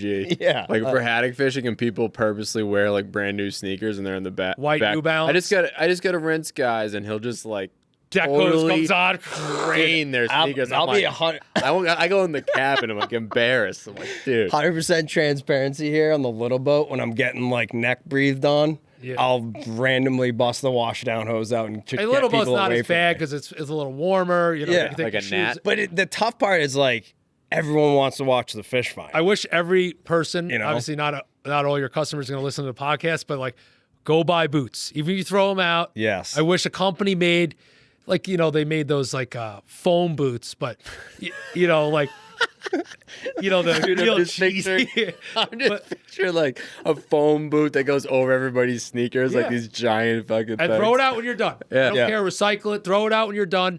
Every single charter has it. These are your boots that you're going to wear. Dude, start it up. We'll test them for 3 years for you. Yeah, 3 years. And the tractor trailer and also the landfill that we have to fill up. And then, no problem. I pull in with my 2,500 with a trailer right to the back of your dock. Here's your 78,000 pairs of number 12s that you guys are going to need. Oh, you didn't bring women's 9? Or I got a wide foot, right? Remember that was a weird, everyone's got a wide foot, Yeah. So Speaking of that, OG's calling me. So That is funny. Should probably take him, put him on speaker. Oh, man. I This has love it. been good. what else? This has been really good. I feel like we could just sit here for a whole afternoon. I'm trying to think of other funny things / pertinent things. Gone through the canyons. Talked about checklist to finding water, testing water. Damon show. I'll bring up something pretty pertinent. Yeah. Earlier this winter, the Rebel did go for sale and has been sold. Fortunately, that program has slowly come into an end, and for no different reason, the owner just wants to go do different things with his time, and so I'll be going on to greener pastures, and everyone's like, "Where are you going? What are you doing?" I have no clue what I am doing. Vegas, baby. Yeah, I'm. That's it. Blackjack only. Like no clue, like No, something in fishing, but I'm going fishing. yeah. Everyone. Oh, are you going here? Are you going there? And I'm honestly, we sold the boat in 4 hours. I wasn't expecting that to happen. It's because it's killed about 9,000 Yeah. million trillion Yep. tunas. And unfortunately, the new owner will never kill another tuna because it's becoming a cruising boat. Yeah. Which is pretty. I'm happy that I don't have to see it again. And I'm like, all right, girl, you served your purpose. Yeah. But it's like a weird time because was I attached to that boat? I was attached to that boat. I rebuilt it twice, top to bottom, knew every screw, knew every quirky thing about it because I've changed it, but I am going to miss Mike Tucci and his family because they've been nothing but the best to me and my wife. I mean, 16 years. I've been with him longer than I've been married. So that's crazy. Which is That's weird bananas. Yeah, I've been married 15 years, went with him for 16 years. That's so crazy. Hell of a name for that program, man. Yeah, it was. And I'm gonna say hell of a run, and everyone goes different directions. I mean, we've been there, caught it all. We traveled all over the eastern seaboard, and obviously caught a lot of fish, got a lot of big cardboard checks, and we had a lot of laughs along the way. Yeah. So Shark has moved on. That's why Shark is not here with us today. I wish him the best, and he will be very successful. As myself, I'm going to be commercial fishing for a while, and figuring out the next move, I guess. You think you want to be closer to home for longer? Albeit your program was pretty. I mean, and it's really like a family type decision. I mean, I don't have any kids, and my wife has known me before I was on the Canyon Runner and knows my schedule, and she's just wants me to be happy because she knows I'm going to be an absolute fucking dickbag if I'm home. Yeah. So she goes, I just want you to be happy. Just make sure you're close to home. Make sure, closer to home. Yeah. Fortunately, there's not a lot of great jobs. I'm a long-term guy. The private boat is usually filled by 1 year, 3 year, 5 year guys. Like 17's an anomaly. Yeah. And I knew it was coming at some point. Nothing lasts forever. Yeah. And change is a hard thing that anyone can absorb. And that's, as a fisherman, you got to learn to adapt. You got to learn to change. But I don't know what would like to go back to Costa Rica? Yeah. I would like to go on bill fishing. Obviously, my heart's in tuna fishing, but I like a challenge. I like traveling. I like as I get older, I like boat maintenance. I like projects. I like all that stuff. And then watching it perform. And what about chartering? So there was a brief period in my life, that that's it. I'm going back. I'm going to get back on the Canyon Runner. I'm getting back chartering, fucking full throttle. And obviously I'm high energetic. And the other side, once I started private boat fishing, I like that more. I like going fishing every day. Yeah. But the chartering stuff, because when you're limited in where you got to go, and the way the canyon fishing is now, you can't bring charters. Yeah. If they don't understand, you got to go 3 days. No one has 3 days. You want to see the best fishing, it's an experience. So, and I like going 30 knots. 30 knots is a good thing. Yes. On one side of me, like there was an evening, I'm going to say that I was like, yeah, I'm going back chartering. And then I woke up the next morning, I'm like, what are you, an asshole? You know what I mean? No, you're not, And then it's a lot of work chartering. You got to love what you do. It's not a financial thing at all. It's definitely chartering because you'll have 30 good ones in a row and then you throw a rod through the side of the motor and then you're like, all right, you got to write the check. Mm-hmm. Private boat fishing is a little bit different. It's not coming off your Amex, Yeah, exactly. But no, I'm going to go private boat fishing.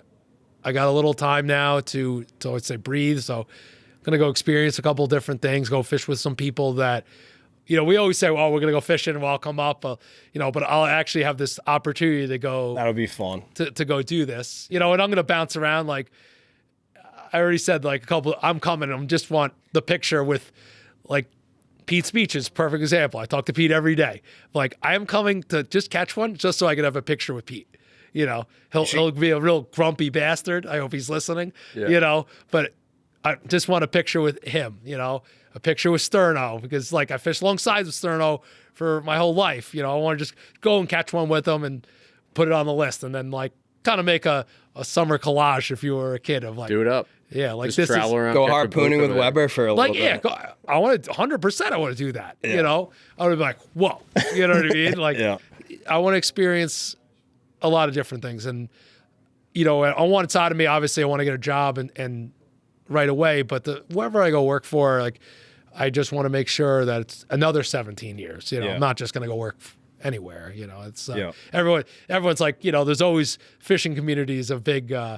Obviously, there's rumors and there's a telephone game and what are you doing? And you're going here, you're going there, and I'm like, I don't know what I want to go do. I don't know where I want to go. Well, I think it's can go unsaid, but I'm pretty sure you could go do whatever the hell you want. And I want to make sure that whatever I do and whoever I take is going to get an experience of a lifetime. Yeah. That's obviously everything I put together in my life of my book. I would say over the last 20 years, I've been there, done it, met a lot of great people. We want to go build a boat. I'll call John Duffy right now on his, personal cell phone number and be like, yeah, we want to build a boat. I'm flying down tomorrow. Okay, no problem. Yeah. Something like that, and all these different people, and use all the different resources to my advantage would probably be a different thing. I mean, fresh start's scary, but it's also a good thing. Yeah, it's and I won't lie to any person on here. Like anxiety all over the place. Like the unknown is always scary. Yeah, that's something like 42 years old. You know what I mean? It's like, oh man, now I got to totally restart. When most people had a job, had another one for 10, or had another one for 10. But right now I'm like right in the middle. Yeah. I don't think you're restarting though. Like I know that you're done with the program you have, but I mean you could pick one up and not even blink. I got a lot of betting going on against Mike right now, and I hope he listens. Like I always said, I'm like, no, you'll be buying another boat, and part of me, I'm not going to take another job for a little while because I know he's going to be like, oh, this was a terrible idea. I don't know what it's like. I got to be back with you. When you're with someone so long, he is my family. Yeah. He is. Plus, it's daunting to be like, you get back into it, and now you got to retrain and get comfortable with a whole different crew to just be able to walk on. Yeah, that's like the's so much value right there. I got to get a new shark. The shark was with me 13 years. It's a long time. So, when you're, I'm sure the way you guys think, you already know what the other person's thinking. Yeah. You're fighting a fish. You don't want to say, put the boat in gear. You already know that that's going to happen. Yeah. Like you said, you watch any of our videos, they're the most boring videos of all time. No one talks, yelling. There's some fighting, It's terrible for TV. I can tell you that. It is. So, but whatever is going to be good. I'm very positive, obviously energetic, and, don't really know. Have some fun. Kill some fish with different people. We do have room for another decade. And I do as soon as I told you guys, because I remember when you reached out, I'm like, God damn, they're definitely gonna ask me to do a fill-in. And already friends of mine like, well, you're not, like the two funny things about fishing. Well, if you're not busy, it's like asking Weber, if you're not busy, can you come fiberglass this for me? Or if you get any extras, like. Of course, like when you fillet, have a bag of fish for somebody. So two things that I laugh. Of course, just say you want a bag of fish and drop it off. Exactly. Let me go completely out of my way for you. That's funny. To do this. That's so funny. But, I'll do that one. Like, there's a couple of guys in Montauk that I grew up charter fishing with. Chuck Mallinson and Rob and the old brother. Like, these are real OG guys that I'm like, I told him, one day I'm just showing up at 4:30 in the morning, and you can send your guy home if you want, but I'll work the half-day bass trip, or I'll pay him to leave, and I'll work with you for there's all that different. It's all about experience because life is obviously short. Yeah, and you don't know when the card could be pulled, or you don't know what's going to happen, and you got to enjoy every moment. On this. Every single time I've done a special guest appearance or had a special guest appearance, you don't catch a goddamn opposite. No, you don't catch oh, really? I've had opposite. I don't catch anything. I don't catch he anything. catches everything, apparently. All right, Brett Wilson's bachelor party, chartered. We couldn't even catch a grunt. Swear to God, a grunt in Florida. You know what that's like? I got so sunburned, drank so many beers. And we went Brett's like, oh, we're going with the best guy. And I want to talk about eclectic group of killers. Tommy Smith, Pete Speeches. Oh, God. Me, Brett. I'm trying to think who else. Two other, I want to say maybe Doug was there. I was like, all these people, you know. Yeah. I don't. Couldn't catch anything. No. When I'm not fucking with you, we did not catch a single ballyhoo. They couldn't catch them. We couldn't catch bait when we went out. We couldn't catch anything. And I'm like, wow, this is going to be insane. It just maybe it's a little too scary for the fish. That happens when you does. put it like It does. I always said when you put the Avengers together, good luck. But then when you have like a mishmash crew of like, you wreck them and you overcome that for some reason. It's true. Weird. Yeah, it is true. I that's just my luck. You know what I mean? Like, Oh, yeah. I would say you should come fishing with us, but I guess just go with I'm Brian. definitely I'll just go. Yeah, like I've had a lot of good guest appearance days for sure. And some stuff just works out. Yeah, except for when the Bruces come into town. Well, exactly. When you always are trying to like, and we talked about it last podcast. Like I had Tommy Paul. Yeah, he's now I think he's like 7 in the world. You know what I mean? And I'm like, Mike goes to me, you do got to catch them today, right? Like out of all the days, like I've caught thousands of fish for Mike, and I'm like, and he doesn't want to put any more pressure. And you want to, like the Bruce brothers, like you want to not impress them, but you just want to know you're a master of your craft in the backyard. Exactly. But fishing has that 2% fucking Dude, that was a weird bite day too. Yeah. There was like no bites, and we just got a bite at like 1 o'clock in the afternoon. And then the entire fleet got bit as Brian was moving to our ball. Oh, really? Yeah. I'm like, dude, just come over to our ball. Like they're eating behind the boat right now. And he like got up, steamed over, got connected to our ball, and the entire line where he was got bit. That's the way it works out. That's how it happens. Total shit luck. Like you said, you could go 2 minutes and they're like, let's go make another drift. And then you look like, wait, what? And then all the charter guys are like pointing, what's that guy doing? He's going the other way. Yeah. Yeah. So that's fishing. It's fishing. Or you make the call and you go somewhere and catch them. And Yep. Yeah. Well, this was awesome. I'm excited for the weekend. Yeah. Ampullae of Lorenzini. I'm still going to have to you text it to me. Yeah. That is the perfect name for this. All those stupid dogfish have those. It's all the little spots those sharks have. Yeah. do you think you have one? Probably. Probably. At this point, he's developed gills behind his ears. Yeah. It's like Waterworld. He's trolling himself in the canyons. That's a giant monkfishing looking creature. Has to be one of my favorite scenes. I'm the first one. You also, when you run a piece of rope over, I'm the guy that jumps in. Yeah. I've jumped in every single time. You driving the boat. You diving. You're going diving. Yeah. And usually the boat's not even out of gear yet. I'm like swan diving off the back with the red Vitronox ready to go. Yeah. Yeah. Right? You got to have a little red knife. Yeah. You got to just buy a case of them. Just cut it once, throw it right in the It garbage. has to be one of the sharpest knives on the planet. Yeah, you look at it weird and cut your finger. It is true. Yeah. Gill netting, like us stripping the webbing. I already know, like, all right, I got to bring paper towels, the gauze kit, Tourniquet. Yeah. With the knife. Yeah.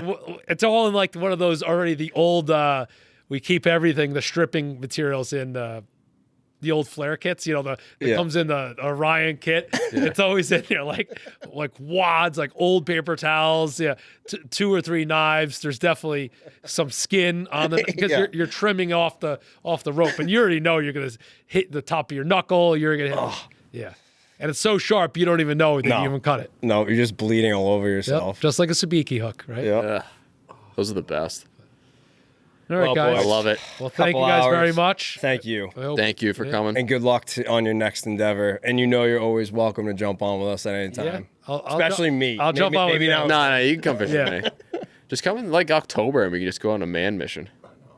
Yeah, you know what? I want to come on like a struggling day, like July 28th. Mid-August. Yeah. Take that all day. Yeah. I want to Saturday, light and variable. Yes. That's when I'm coming. Yeah. Perfect. And we're going to hook up when a late start, too. Late start. Whale watch boats are already out out there. Add a full moon to that. Yeah. Screaming current. Day after the full moon. Day after really put the kiss of death. That should just be every Saturday in the summer. Just put the full moons on Saturdays. Yeah. Don't even book the day after. Right? No. Oil change. Yes. Refresh day. Yes. AKA sleep till 4. Yeah. Even though you wake up at 2:30. Yeah, there's no way around that. All right, boys. Thank you. Love it. We got to end this on OG's 3 words of wisdom, even though they've slightly been modified. Remember, you can't catch them if you don't have a hook in the water. Always trust your instincts. And the last one, you have to keep listening. Stay tight, everybody. Thank you very much for tuning in to the SeaBros Fishing Podcast.